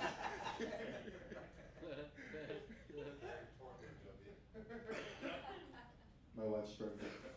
Congratulations. Thank you. Congrats. Yeah, I have a wife that's pregnant. And it's been happening really fast, all this. We just found out she's pregnant, so we wanna have a baby shower as soon as we can, because we wanna get as many gifts as we can and still have enough time for the abortion, so it's a lot. Oh. Genius. I'm just kidding, I don't have a wife. I wish if I had a wife, forget about it. If I had a wife, put my finger in the vagina, use it to turn the pages I read. We do everything. Hold on, can I say that one again? Yeah. If I had a wife, I would put my finger in her vagina and use it to turn the pages I read. Hold on, you guys are gonna like, hold on, wait. Okay. Okay, what do you guys think about this? This isn't, okay, look, people don't think this is funny, but I think this is really funny. Okay. Quiet, please. Everybody shut the fuck up. My feet are so ticklish. My feet are so ticklish, I giggle as I walk. Go ahead and like put a few points up or something. My feet are so ticklish, I giggle as I walk. Like you have diabetes? Okay, you guys are gonna like this next one. Okay. I got one that you're gonna understand. Horse cocks are so huge that personally I find it hard to believe that the lady horses can really fit that in their throat. But that's why their mouths are long. That's why they have the long mouths. A horse walks into a bar. Bartender says, "Why the long face?" The horse says, "Because I gotta suck these horse cocks out here. Have you seen this?"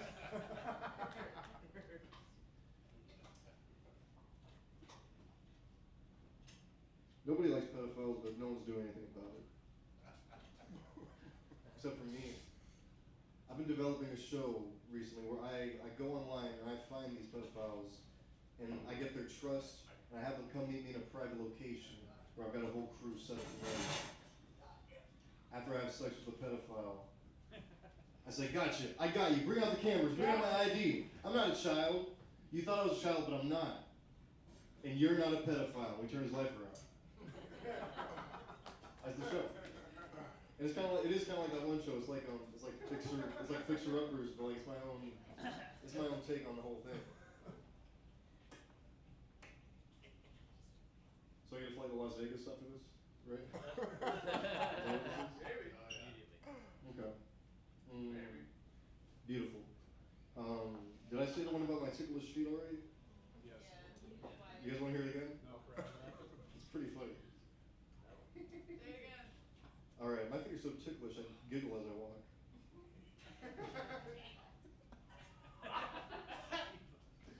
You guys ever put your cock down the wrong pipe? No.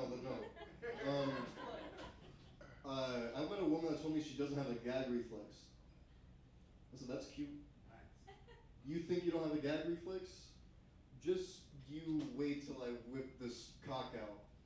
It smells terrible." Yeah.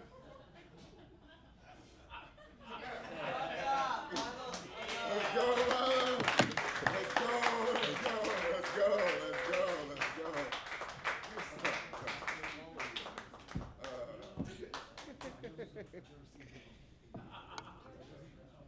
God damn it, D'Artagnan! I don't want to be a musketeer with you anymore. All right, give it up for Milo Loza. Let's go. Maybe his mustache is better than mine. Oh, what a mustache on that guy. Give it up for yourselves. Give it up for everyone that's been here with us. And yeah, Milo, I'm going to get you pregnant in Vegas. I guarantee that. And we can sell one of our kidneys for gambling losses, get some ovaries put up in there, have a shitty kid. I don't know. It's not a proposal. It's a plan. So give it up for him one more time. Let's get Milo in there so I can make a shitty kid with him. All right, judges. All right. Another 8? So yeah, Milo, that was good. At first I'm a little slow, but I'm intelligent at the same time. So when he got on stage, I'm like, okay, where's he going with this, right? But it was a good little slow start. For the setup, I gave him a 2.2. Delivery, I gave him a 2.1. Laughs, I gave him a 3.4 because I did hear the crowd actually genuinely laughing out there. So I'm gonna say a 7.7 out of 10. Clap, clap, clap. Well, There we go. all right. I gave Milo an 8.7. It would have been a solid 8. And then he demanded more points. And he said the only way around waiting until marriage to have sex is have anal sex. Au contraire, Buffalo Breath. If they have a colostomy bag, you can also fuck that hole. That's true. 8.7 out of 10. Hey, you got compared to fucking a colostomy bag hole. That which, you know, does describe how big Brian's penis is. So I'll give. He'll fuck your neck hole. I'll give my little good 7. He was kind of, like bro said, it was a little slow, a little dry at first. What? He got me, yeah. Okay, 90? Bro got a 7 because at the end of the day got to end. Well, good job, Joe. Good job. Give it up for showing up to a show you're not on and just believing that other comedians would flake on you. And that's the way you get ahead. You just got to show up every day. And that's why I'm not Milo's father. I am. You are? I'm also not Mexican. I didn't know Milo was Mexican for years. You know how many years you can know someone and not know they're Mexican? You look like you have a Mexican homie. You look like you have a Mexican homie. You gotta know they're Mexican immediately, you know what I mean? Years. I thought he was a swarthy Greek person. I thought he was Slovenian. I'm not kidding. I didn't know Milo was... Did you know Milo was Mexican? Si.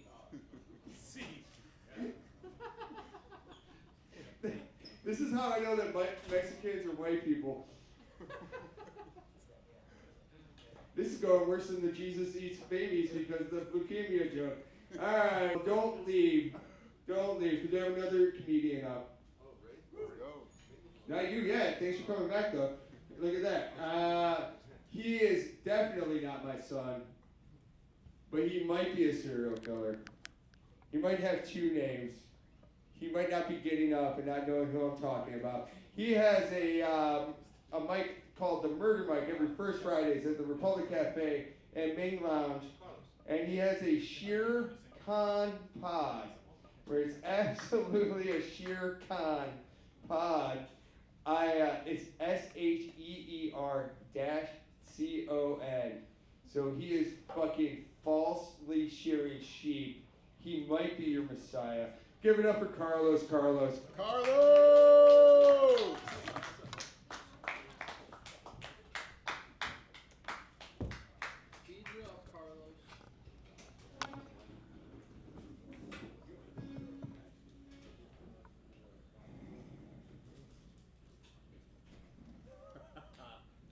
I was told this was going to be a packed black room.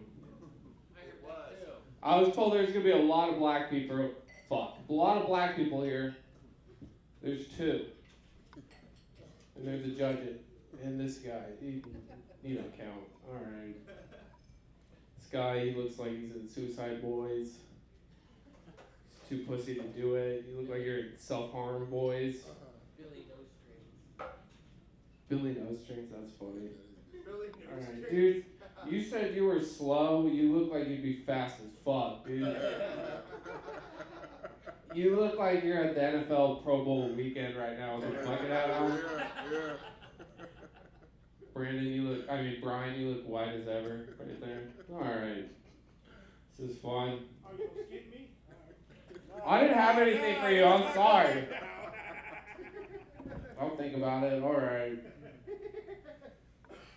Where'd your friend go? Was that your boyfriend? It's not. No? No. Friends? Cousin. Cousins? Alright. It's gonna be your boyfriend. Well? It's not against the rules. He looks like, has anybody ever told him he looks like Cristiano Ronaldo? Him? Christian Ronaldo? What's his name? Cristiano Ronaldo. He'll be back in Cristiano. Alright, wait. Everybody forget I said that. Alright. Hang on back to here we go. My name is Carlos. No shit. Yeah. Yep. I kind of have to shit right now. I kind of have to piss too. Fun fact about me, I always keep a little bit of poop in my butt at all times, just in case I get raped.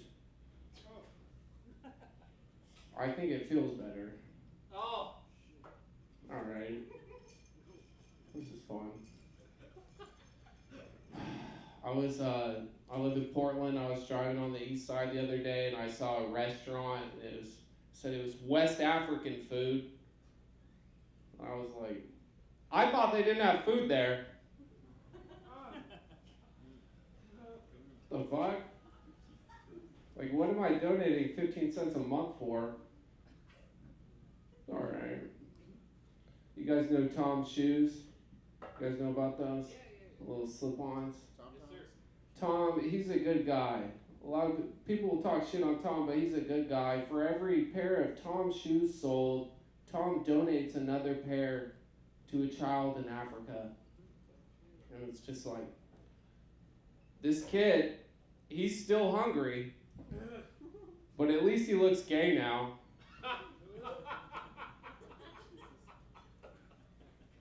Alright. Ronaldo's back. Have you guys seen this guy? He looks like Ronaldo. Did you guys know that? Ronaldo, he plays soccer, he plays football. No, this guy, he looks like he's just into balls and feet, though. Whoa! Damn it. Alright. This is fun. Kind of cold. I get skinny shamed a lot. Anybody else? Get skinny shamed? It's fucking bullshit. I don't get it. But fucking my brother, he was telling me, he's like, you gotta talk to fat girls. Fat girls, they do more. I was like, well, if they do so much, why are they so fucking fat? They don't do that much. Has anybody ever seen like a fat person in skinny jeans? No, you haven't. They're just regular jeans. They're just really tight because they're fat. Alright. You guys like science? This is a science crowd? Yes! Oh yeah. Ronaldo, you don't like science? Like, I like balls and feet. That's science. Do you guys hear that they found a 9th planet? There's only 9. There's 8, but they found a 9th one. Planets? Planet. Does everybody know what a planet is? Saturn, Uranus. Yes. They found a 9th planet. They're trying to figure out what to call it, but like it's right next to Venus. So I'm thinking we call it Pagina. All right, I got about 8 minutes left. Great. We actually have a new audience. Killing it. What? New audience. So 3 minutes. I can't see you guys. All right. I just started wearing my glasses again. Stopped wearing my glasses a couple years ago because that fucking Jeffrey Dahmer show came out on Netflix. Oh, I see it now. Yeah. Fucking every time I go out to the bar, a drunk bitch would come up to me. She'd be like, "Oh my god, are you Jeffrey Dahmer? Are you gonna kill me?" I'd just be like, "Are you a gay black guy?"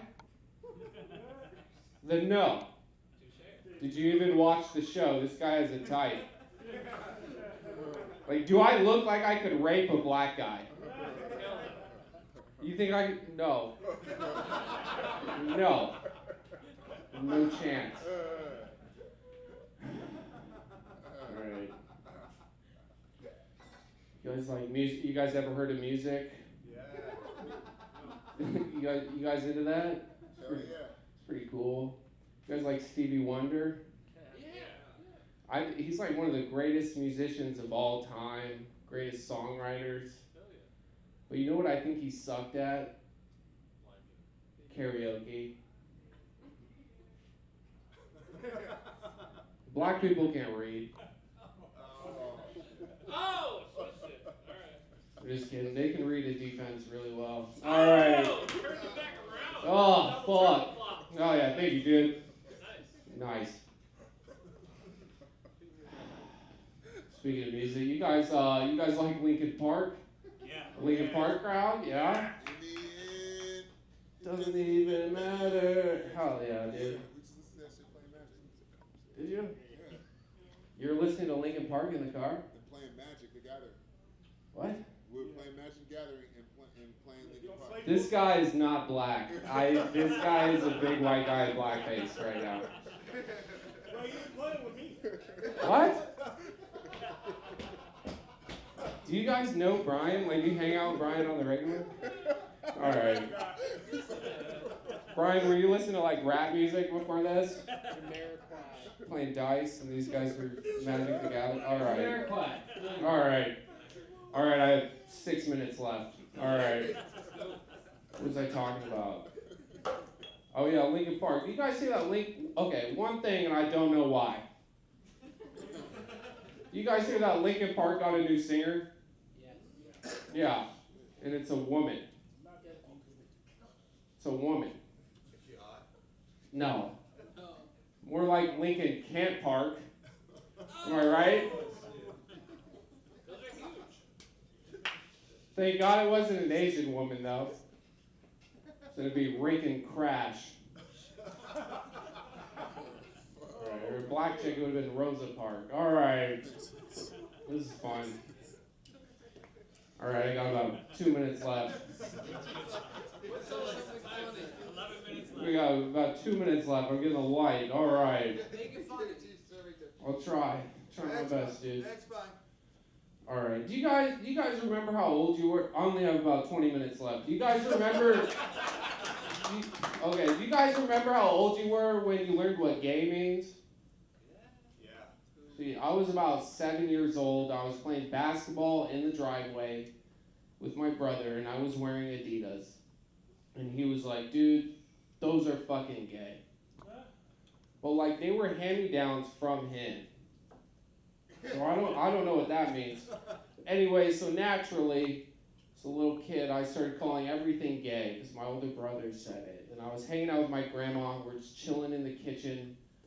She's smoking cigarettes. We're eating fucking saltines with butter on them. And I called something gay. I was like, Grandma, that's gay. She was like, Carlos. Do you even know what that means? And I was like, yes, Grandma, it means retarded. And then she got really mad at me, and she proceeded to tell me what gay means, and that's when, like, two guys love each other, they're fucking, and then she proceeded to tell me what lesbians are, and it's the same thing, and it's either way fucking hotter, or way more annoying, or they're really good at basketball. And I still don't know what queer means, but I think it means retarded. And does anybody have any questions? Thank you so much. I'm so happy to be here. Let's go, Carlos!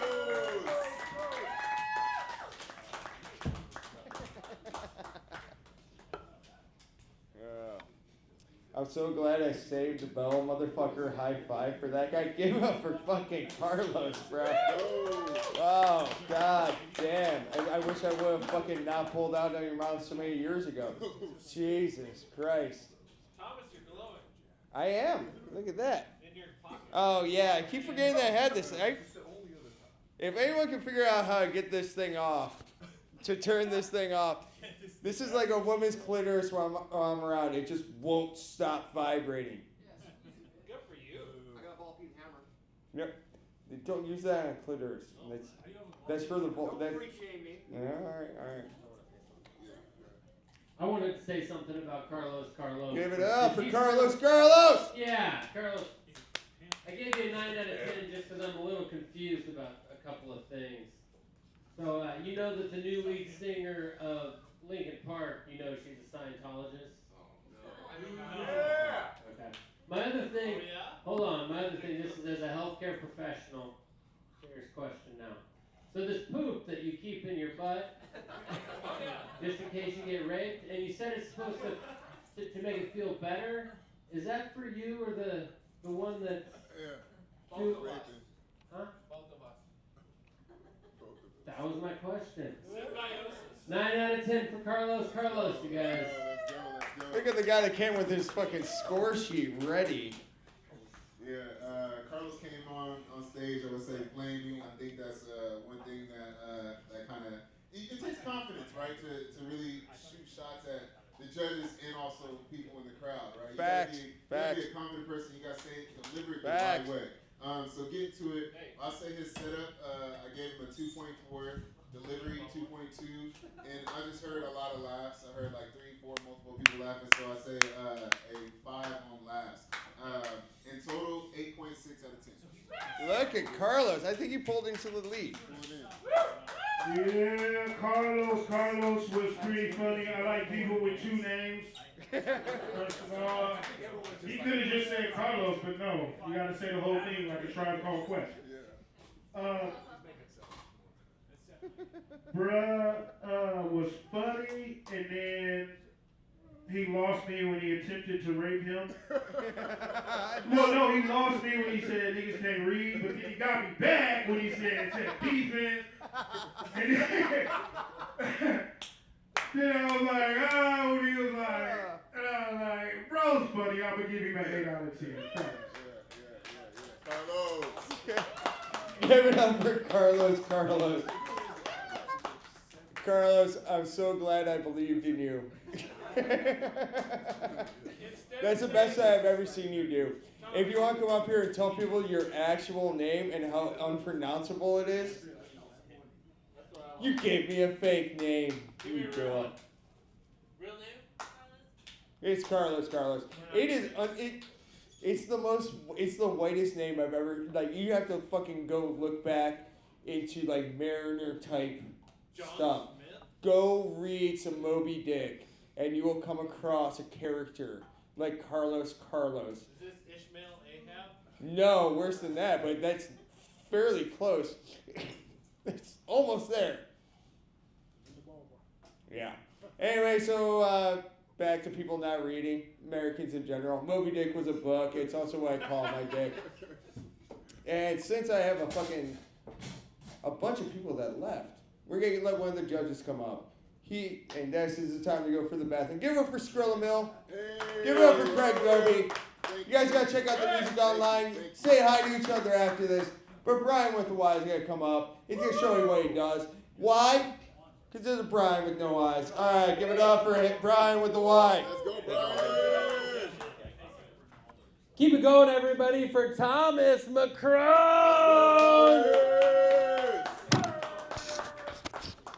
Thomas McCrone. Good times. Something about me, I'm so glad that Thomas had me on the show, because 1 week ago today, I officially completed treatment. Okay, let's go. Let's go. Yeah. Let's go. So, no more bed bugs. No more bed bugs. I met this woman online recently. She told me that she's poly. Said she's poly. Which is weird, because I thought her name was Nasty Slut 96.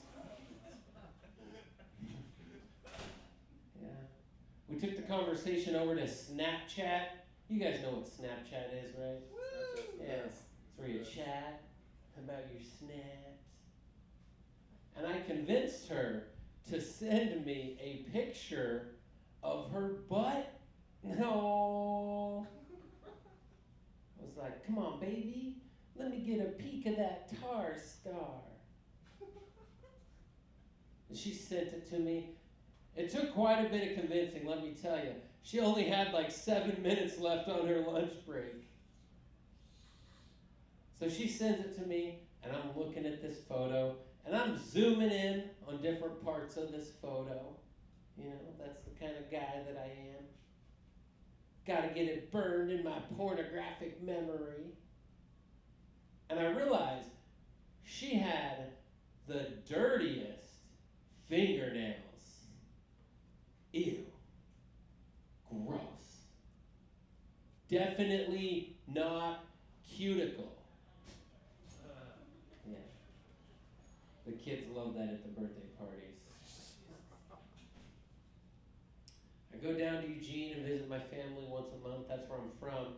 And this last week, I went down, I was hanging out with my niece and nephew, and they had these passes to go to the trampoline park. My mom was like, hey, you want to go and jump? I was like, hell yeah, I want to jump. It's been like 20 years. So we go there, we're dancing around, we're hipping and hopping, It was pretty cool. We were there for about an hour, and it was time to go. We were leaving, and I got to thinking, when children sweat, they smell way different than when an adult sweats. Yeah. What? Right? Yeah. Mind blown. I was thinking recently, I got a problem with fun-sized candy bars. All right? Fun-sized candy bars. They're smaller. To me, I think fun-sized candy bars should be really, really big. In fact, I think the fun-sized candy bar should be so big, I gotta carry it on my shoulders so everyone can see how much fun I'm having. Right? You wanna nibble of this Butterfinger? Yeah. I work in a hospital, and sometimes we get floated to a different part of the hospital. We gotta sit with a patient. I normally work on the psych unit, so it's like a patient that's like suicidal or whatever. And I go and I sit with this really old guy. He's got a DNR order on his chart, which means do not resuscitate. So he's old, he's old, high fall risk, impulsive. And my last grandpa died when I was 8 years old. So I knew that this was going to be a great opportunity to hear some stories. I never got that chance to sit on my grandpa's knee and ask him, "Is that your knee?" So I took this opportunity to talk to this old guy. And I asked him, I was like, "Hey, I'm curious. Do you have any regrets? If you could go back and do anything else, would you do anything different?" And he said, "I wish I worked more and spent less time with my children." Right? That's a new joke just this last week. You guys should feel lucky. It was too relatable. Right? It was too relatable. Yeah. Damn right. I know you guys can't tell by looking at me and my Adonis-like physique, but I used to be a professional wrestler. Unfortunately, I had to retire after suffering a career-ending injury. Someone hurt my feelings. Shattered my confidence into 1,000 pieces. I went to a rave recently. Techno, more like tech, yeah. Before this rave, I took some Molly. I had 2 hits. Had a great time. Highly recommend it. This guy. It's like a 13-second delay. I don't think I can shorten the joke anymore for you. But yeah, after this rave, the party continued at the Swingers Club. Yeah. When I first found out that sex clubs existed, I swore I would never step foot inside one. So I wiggled in on my back. Is that a Shiny Toy Guns cover of Putting on the Ritz? I think it is. You're a judge on this comedy show? No paper in a pulpit. He's not in the competition. No, I'm not in the competition. Oh, you're in the competition. I'm just keeping points. I'm just keeping I'm score. just filling time because he had a bunch of people bail on him. Oh, you're in. But yeah, I work in mental health. And I gotta tell you guys, it's way easier helping other people take care of their problems instead of taking care of my own. You know? It's like, so I sleep 8 hours and then lay in bed for another 6. This guy drinks his own piss. Lucky. Yeah. It's weird though. Recently, I prevented a patient from completing suicide. It was pretty crazy. I was going around. Yeah, you can clap for that. Saved a life. Saved a life. I'm a hero. Yeah. I'm a hero. Was he No, he was all right. He was all right, yeah. All lives matter, right? Jesus! No. I know a couple of chimos and widows that really don't matter. There we go. But yeah, it was crazy because it was like early in the evening, and I went and I did my 15-minute checks, and I saw that they were sitting on their bed and all their lights were off, and they had their palms in their head, and I was like, something's wrong here. I'm gonna not wait 15 minutes, and I'm gonna go and check on this patient in 3 minutes. So I scurry away. I'm like, see you in 15. And I come back 3 minutes later. They're in their bathroom with a fitted bed sheet tied around their neck, not breathing, not moving. And I suddenly think to myself, I believe I've gone through some official training that tells me what I should do right now. So I call for backup. I undo the fitted bed sheet, gave them the old sternum rub, and of course, continued to play dead. And they came back, and I went on a break. My charge nurse was like, oh, you seem like you could use a break. Go take a break. So I go and take a break. I come back. The patient's like, oh, you're so cool. You're so funny. I was like, first of all, I'm not your friend, okay? I'm here to make sure that you go to groups, you sleep through the night, and you take your hormones so you can transition properly. All right? I am not your friend. If I was your friend, I would ask you about your genitals. What? Yeah. I'm a curious guy. Aren't you, Thomas? Not that curious. I did have a coworker die recently. Yeah. Not at work. All right, not at work. That totally would have gotten us a pizza party.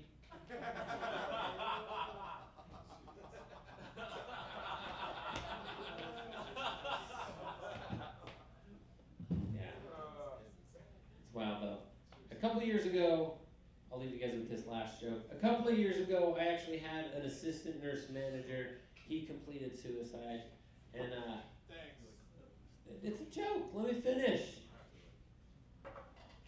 So he completed suicide, and I knew that if there was a way to get a copy of the police report, then I could figure out how he did it. Because one of the part of the stages of grieving is, like if I know more information, I don't know the official term, but if I know all the information, that will help it settle. So I put on my old first 48 hat, Sherlock with a Y, got a copy of the police report. I'm reading through it, because I knew, I needed to know if we were the catalyst for why he did this. And in the police report, we found out that he did it in his bed, so it was his wife's fault. Yeah. God damn it. Right?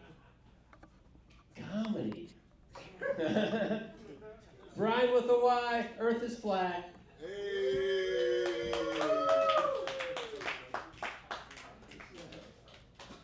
All right, so Japan, the punk rock comic, who will be our last comic. Before Juan Denmark comes up from Kill Tony, but he wants to give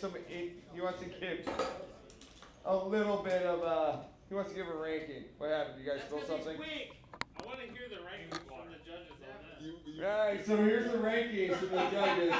Plus Japan, the punk rock comic. You're funny. All right, so what I did get for Brian with a Y, of course, if it makes you feel a little bit 3.7. because he's on the right side of me. I don't want him to slap me or anything like that. 8. I gave him a point for some image, but overall it comes down to setup, delivery, and laughs, right? So for setup, I gave him a 1.1. Delivery, I gave him a 0.2, and laughs, I did hear a few people out there, so that was a 1.2. So that totals out to what? Where's my math? Carried a 1. I think that was what, like. It's getting ready to go. My bad, Joe. That's Divided by 2.5. Can I say? I love you though. I love you. What do you want to say, Pete? I love you. Thanks for being here. After the judge. I think that bro went up there and he reminded me of either Agent Smith or like if Powder was more animated and social. If Michael Jackson It was given playful Powder, like if he never got struck by lightning, what his life might have been like. Like bro said, it was set up, slide, punchline. I fucked with a few of them. It seemed more like some kind of dark, eclectic, I'm smarter than you jokes. I'm pretty smart, so I got them, but I was like, the dumb people are not gonna like this. The dummies ain't gonna. No, but I get that. That was very intelligent. Like, it was like, but yeah, so I give bro a 7 in total if we was doing like that. Bro, literally anytime I see Skrill the Mill. What does he say, John? Hey, do you want to say something, Japan? No, Well, one never talk next, but every time I see you, you want to say something, Pete? Wax eloquently. So this judge right here Apparently, at this point, has yeah. a great comedy face for a judge. He keeps a smile on. He looks at the talent on stage, keeps it going. He lost his smile on that one. He was like, He just likes to smile. Like, Smiling's his favorite. what? Smiling his favorite. He lost a little bit of the smile on that one. Yeah, smiling's his favorite. Brian, what, you don't like Elf? It's a great quote. Smiling's his favorite. Look how happy this motherfucker is. Imagine if he was in Elf. Anyway, give it up for the Craig Doby fitness regime. He does train people to look like him. I'm not sure if anyone here was the one that called about Juan Denmark. But he's up next, and he killed Tony. And he's one of the funniest people on earth. He can be on stage for as long as he wants. Killed Tony? Literally killed Tony. Check it out. He made Portland famous. Nice, let's go. We used to call this place Rose City because how many times you fucking watch that anal porn where they made the anal roast? You know what I'm talking about. That's Rose City. You're smiling too much. It's okay. It's called a prolapse. This is called a relapse. Give it up for Juan Denmark. Thank you for coming out.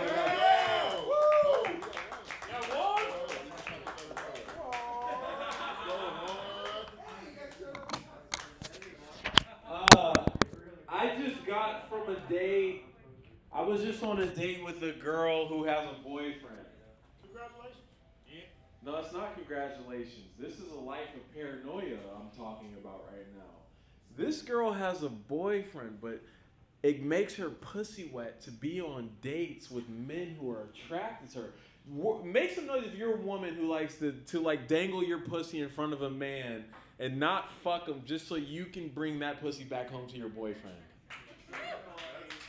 That was very specific, nigga.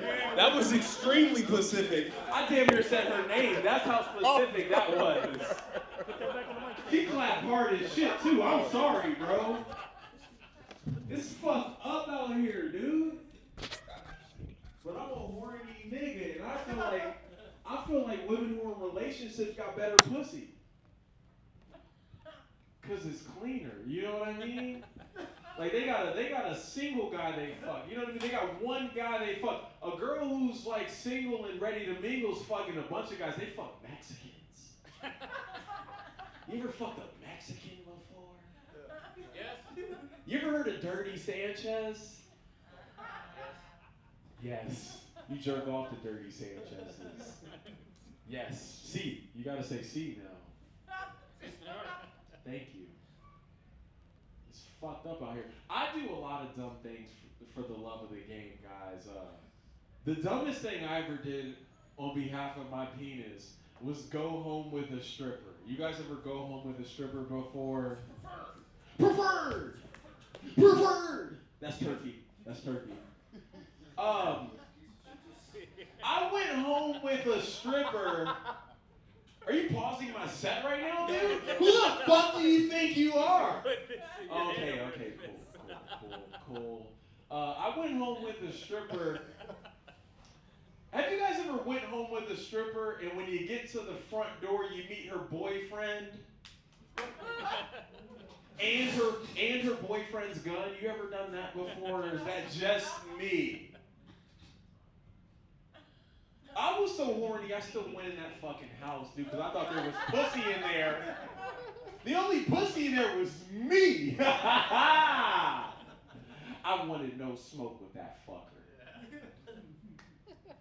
Thank God for charisma and the power of the tongue. Because I got out of there with my money. I had a pocket full of money like a dickhead. And I left there with my sanity. He didn't fucking shoot me, guys. But guess what? Men are so stupid that I was like, if this nigga's willing to kill me for this pussy, it's gotta be good. It can't be. Nigga would never kill somebody over a bad pussy. And here's the deal. Women don't even know what bad pussy is, dude. You ever ask a woman if she's got good pussy? It's fun. I love asking women if they got good pussy because they always say yes.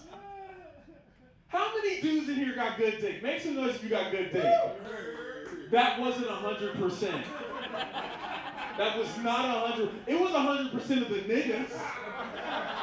Like if we're going on nigga rating, it was 100%.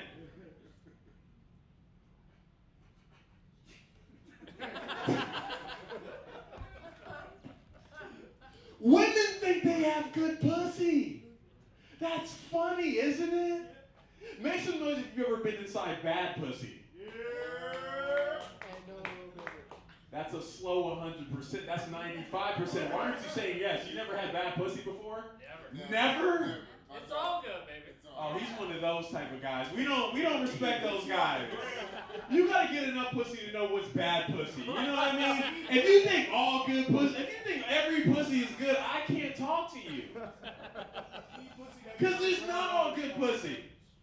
There's pussy so bad they make you fuck them anal. And we all know anal's not that good. What? At best, anal is mediocre pussy. All right, I feel like I'm being too honest for Portland right now. I got 2 more jokes and I'm gonna get out of here. I'm gonna be honest. I've been way too honest. Every time I'm this honest in this zip code, there's a Rebecca trying to cancel me on TikTok. She's like, I went to this comedy show one time and this guy made me feel very uncomfortable. If it makes you guys feel any better, I held a Trump hat today, okay? Someone had a Make America Great Again hat. I touched it. I didn't put it on, but I touched it. And I came immediately, so. I busted immediately, dude. As soon as I touched it, I was like, oh, fuck. This is better than mediocre pussy. Fuck those red hats. I will fuck a red hat, dude. I will. I don't give a fuck. I'll fuck the shit out of a red hat, dude. Because my style, I like to hit him in the cervix. There's nothing is better than fucking a Trump supporter and making her tap the fuck out. You're like, yeah, bitch, this is liberalism dick. What are you talking about? This is socialist dick, dude. This socialist dick fucking tapped you out just now, dude. Go back to that conservative dick, you feel me? No, turn him. My dick is anti-conservative. I'll fuck anybody as long as I got a condom on my dick, you feel me? As long as the condom's on my dick. I fuck like it's still 2020 and shit, you feel me? You guys ever see homeless women with fat asses? You ever see those guys? You ever be just driving down the road, you see a homeless chick with a fat ass? And I'm like, yeah, you a nigga. I know you a nigga. Yo, freshly homeless is crazy. How do you know? You can't tell? She just got homeless. Yo, this... Freshly homeless. Yo, this chick's ass was so fat, bro. I was about to pull out a PPP loan on this chick, bro. I ain't gonna lie. I was like, yo, is Trump still giving those out? Like, I wanna fuck this chick. Jesus Christ.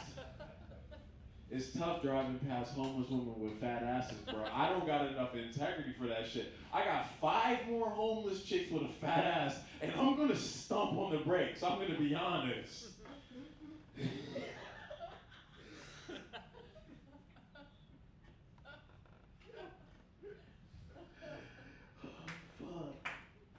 Dude, I'm gonna get the fuck out of here. Oh, come This nigga keeps lighting me, bro. He keeps lighting me. It's making me feel weird. It's making me feel weird, dude. I feel a little bit of passive aggressiveness in the light that he keeps shining in my face, dude. Is that a rave light? That looks like the type of lights where you like, you know what I mean? You slip a girl some Molly and shit. Put that fucking thing Fuck yeah, dude. Anybody ever use a cock ring before? This looks like a cock ring for an Asian guy. This looks like an Asian. This is an Asian cock ring. You know what I mean? Isn't it crazy that we can't call Asian people yellow? Yes. Every single person in the world gets called by their color except for the fucking Asians. It doesn't matter what country you're from, you're white. You think you're Irish? Not today, buddy. You're fucking white, all right?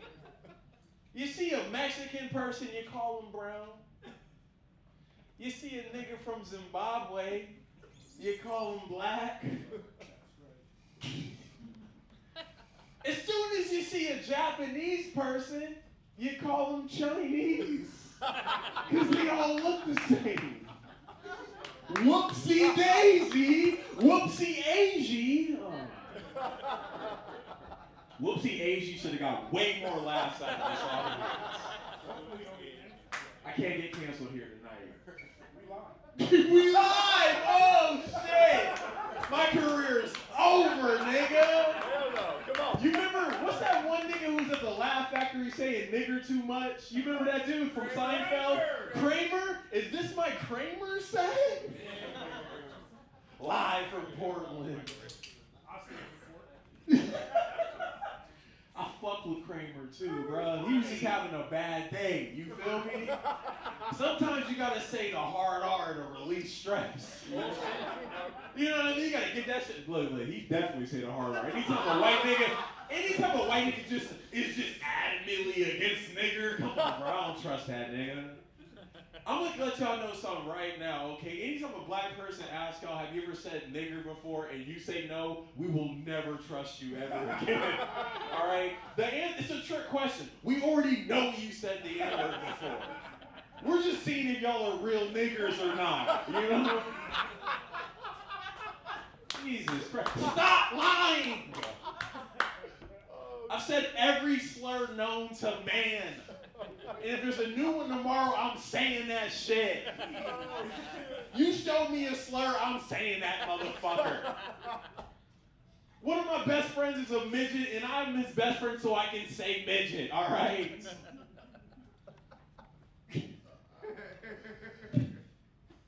that work for white people with black people? No, it does not. No, it does not. No, it does not. Give it up for Juan Denmark. You can see how he killed Tony. He is not a part of the competition because he's in school. You can tell he can read. It's crazy. That wasn't allowed in this country for a long time. I know. I disagree with this too. I like my literate neighbors. I'm Christian. I look like white Jesus in a fucking tracksuit. It's all good. Guys, if you guys want to give it up for Juan Denmark one more time. I'm hoping you guys get to see that online when you're not fucking masturbating. Where do we find him? What's up? Where do we find him? His name's Juan Denmark. It's spelled like Juan Denmark. Where do we find this set online? Kill Tony. Look up Kill Tony. Juan Denmark. So it's like Juan, like he's not the only one. The live stream. This set, we will figure it out. Find us online. We will figure out. Skrilla Mill. I got everybody set. Skrilla Mill's got everyone's side. Give it up for Skrilla Mill one more time. Look up the fucking Ugly Gang. The Ugly Gang's sick. Y'all follow me on Skrill, Thorn Estates on Facebook, or Fly, the #1 Skrill. Skrill, S-K-R-I-L-L. S-K-R-I-L-L. There's also flyers. There's flyers around here with QR codes. If you scan the QR code, you'll be able to get my contacts. Mine's a food cart. Yes, you are a food cart. Is it? Yes, you are. Your mom's a food cart. Where's mom? I'm scared of Skrill. ain't gonna lie, bro got a 9 out of me. Bro was going crazy. I ain't gonna count. Bro went crazy. Only reason he didn't get a 10 is because nobody's perfect and we could all improve. Every lift ride he's ever gotten got the same message. I give Juan 8.5 out of 10. I think if he took off his shirt and did some push-ups, then he would have sold me on this show. But Always the black flag. Yeah, and Craig Dovey one makes Juan look like he needs to work out. He has a trainer right here. It's called Craig Dovey's personal trainer. Under the Craig Dovey brand. You already know. Juan Denmark did a good job, man. Once again, just gonna keep it straight, simple. Setup, I'll say 1.1. Delivery, 1.3. We did have a lot of laughs, 3.2. And then we got the encore. He kept on the takeaway method, right? And when he said that, I heard a few people saying, nah, keep going, and that's what you really want. So, I said what that adds up to is an 8.6 out of 10. Woo! Go. Juan gets too much pussy. Stop clapping. He likes condoms because he would get gonorrhea. He fucking slaps too much ass. My ex-girlfriend's here. Me and her saved Juan from a white dude and a shiesty. But this dude was I guess mixed. But there's nothing scarier than a white dude and a shiesty just staring at you from a bar. What's a shiesty? That's the fucking ski mask. Oh, shit, yeah. No, how do you say it on We black just call card? it ski mask now. Balaclava. Balaclava. Oh! That's what that is. Yeah. That's But it's a white No, dude. that's scary. That is scary. You're a little shiesty when you're wearing a shiesty, but you're just staring at us at a bar. So, you ever seen Logic wearing a shiesty trying to act hard? Bro, it's so much scarier still. Oh my God, you're thinking it's about to be mass terrorism. You're like, there's going to be something going on. But it's a white dude. Bro, a white dude in a shiesty is the scariest thing I've ever seen in my life approach me. I fucking felt like I was going to be in Sarajevo back when they were fucking doing ethnic genocide. I had no idea what side I was on. No shiesty in the trench coat as well. Oh, man. Oh. Bro, a shiesty in a trench coat. Sounds like a Russian. Let's not air that part. We're going to fucking make school shootings so much more devious. And on that note, we're going to bring up our final comic. He's one of my favorite people in the world. He often hosts things at Club Exotic. Oh, shit. Talk to me. Yeah, if you ever want to see some titties and people tell jokes and people not angry that we're telling jokes instead of titties, talk to this guy. So hurry up and 3%. All right, 3% fatter. Give it up for Japan, the punk rock comic.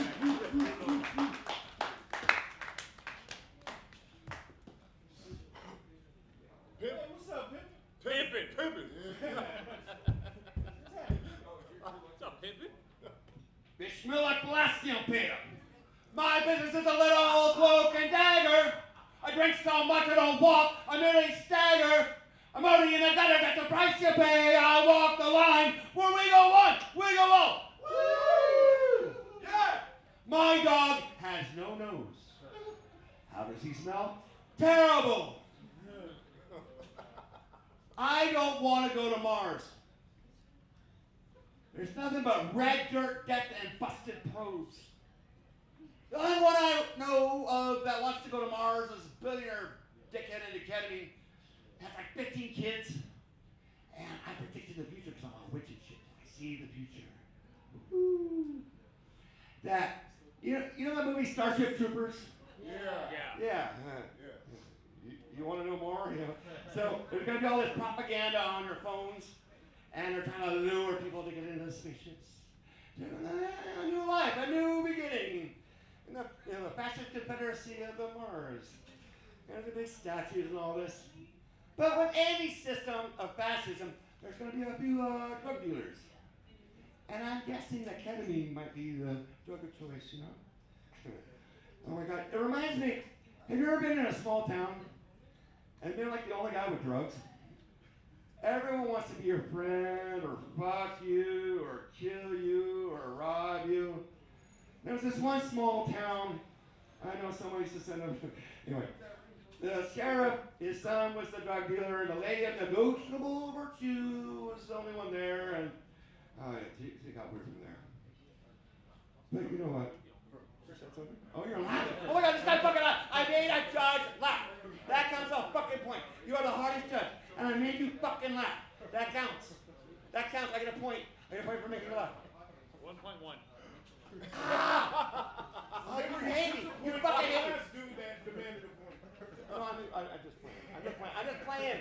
I'm just playing. Fuck! God damn it. You got it. It's not fair. Show what you want. Fuck! Now someone said unto me, may all your dreams come true. That's really fucked up. Look at me. I mean, you okay dreams I fucking have? That is like, I don't know why I need to fuck this person up. I've been watching a lot of Alien on the Xenomorph. Yeah, I love that shit, man. Now, has anyone come up from a really religious background, you know? Yes. Yes, as do I, yeah. So there's these new age cults that are into the aliens. See, mine has like Xenomorphs, out of the cool aliens, right? Where it has cool shit like in Blade Runner. No, but there's another weirdo ones. And I watched this documentary about the Mayans, where they do the body modification, you know, where they wrap your head up. So I can see some rich new age couple in New Mexico wrapping it. So pretend it's me. I'm raised, and so they do the head wrap, so I got a big old bullet's head. Big old bubblehead, right? I'm all, fuck you and the crystals, Dad. The mothership ain't fucking coming. I'm out. I'm gonna be a fucking porn star. With that big old bubblehead, you're fucking mocking really fucking tricky shit. But if I seem a little weird, I'm not drunk, I'm disabled. I'm fucking blind, I don't advertise. And this is my cripple stick, my drinking stick. It's a maple bull dick, y'all. Bull dick. It's a bull dick king. Am I right? Now, my first time I was on the stage a few years ago, did all this fancy schmancy. I come up here, as a bunch of happy people. I come up, I start tapping, knock the shit over. Come up, I go up like this, tapping, on the edge. Go like this. Go up the edge of the stage, I go, trust ball! Got it, everyone. I have this one trick on my board, I thought I was going to fall on him. Oh my goodness. So, I don't know if anyone knows. Has anyone here in the room been on cops beside me? You've been cops. Yeah, I was on it. Yeah, what you gonna do? What you gonna do when they come for you? Well, I knew what I did. Don't interrupt. Yeah, I lost my flow. It's your fault if I fall, dude. It's not his fault, it's on you, man. You're on cops. And I was on cops. I was dating the lady of negotiable virtue, as one does. And as you can imagine, things kind of went weird after all that. My life kind of took a turn. I ended up living in a van. And I'm not creepy. I'm really not. And I carried these little voodoo dolls in my pocket, you know. That's not creepy. And this really cool band. I put spray paint on it and had a sunken head and a bottle of Rumpelmans and a cooler with some Paps and some sodas. You know, that's not creepy. And, oh my goodness. I used to hang out with street ladies, you know, not to get ladies because I'm fucking bored, you know, that's not creepy at all. And then I found, it's a long ass story. But I acquired a lot of knives and weird shit. And, you know, I didn't know he was a Nazi, but my knife did. What happened was, as one does, I was in a stripper club. You know that thing, if you tell someone that something's sharp, they take their thumb. And I said, it's sharp, it cuts paper. And I got a feeling about him. And he cut his fucking thumb. And he's trying to hide it, and anyway, bless his heart. Where was I going with all this? I can't remember now. Because he distracted me. It's his fault. I see that. Oh, cops. Yeah. I didn't take my shirt off. Okay, has anyone here taken their shirt off in a strip club parking lot? Yeah. Well, yeah, that was a date. Anyway. So what happened was, I'm grabbing these techno hipster dudes I sold a bunch of ecstasy to, and I didn't know he was dating the bartender, and she left him for the head of security who was a coke dealer, and they had that whole couple scene, we're out of here. And I lived in my van, I took my shirt off because it was hot, I wanted to fight, and these four bouncers come up in their fucking techno gear, all jacked up, wanting to be us up, and oh my.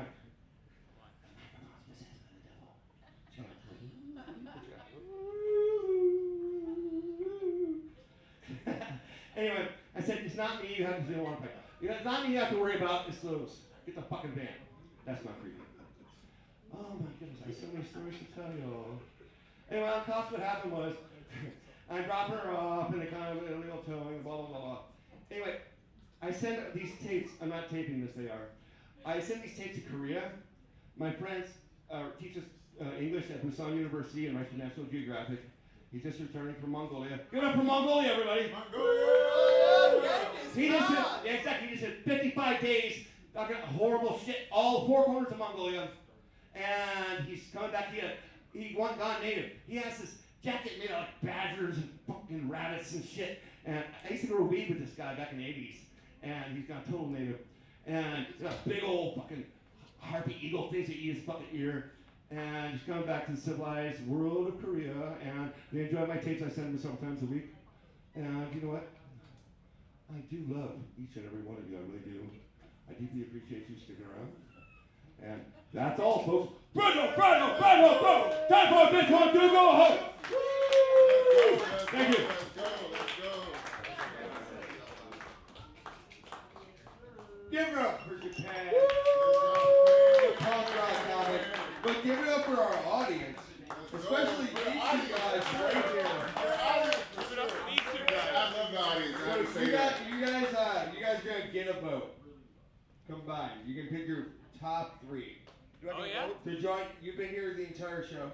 Love the audience. Especially people that sit in front. Juan Denmark's not good He's not in the competition. He was our feature. The guy with the side bag. Well, I can give you the vote here in a second.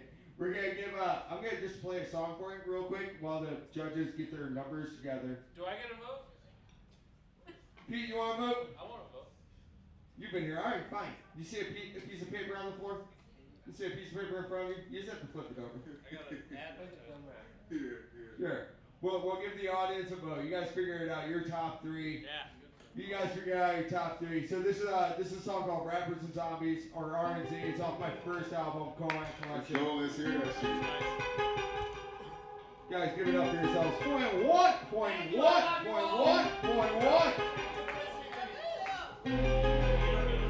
Guys, thank you so much. This was One Night in Vegas. I'm the artist, Sax TM. Give it up for yourselves. Thank you, guys. Not that man, I get so damn dangerous. Still on the kid, don't need the fucking famous. All you do is my face up in her anus. While you watching this ride, ain't so faceless. Lying inside your rant, but this basement. How do I hate this intelligent women who's all their inhibition? Sexual possession, act so disastrous. I'm a bad habit. I don't get it. I'm a fucking savage. Really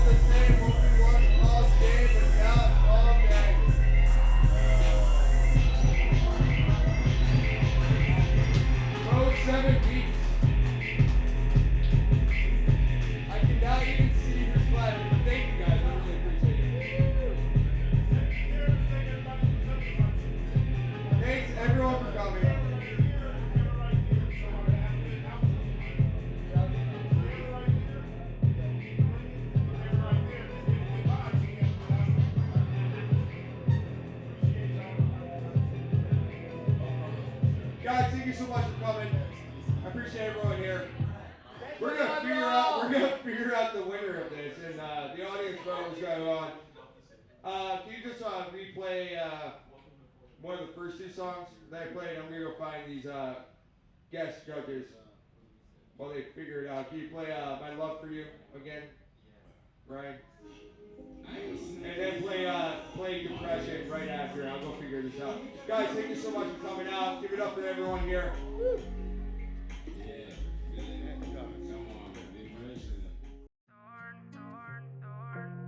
Those real niggas. Damn, Syntax. Syntax, you did that.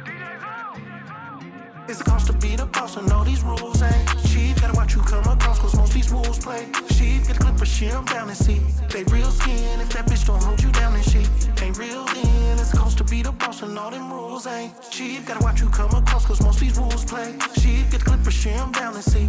They real skin, if that nigga don't hold you down, and he ain't real then. If that woman don't set your crown, then she ain't a queen. I know some women that let me down, but see, it ain't a thing you can do. Just do it, move and get your bread up. And they'll be back from the bullshit when they get fed up. That's when I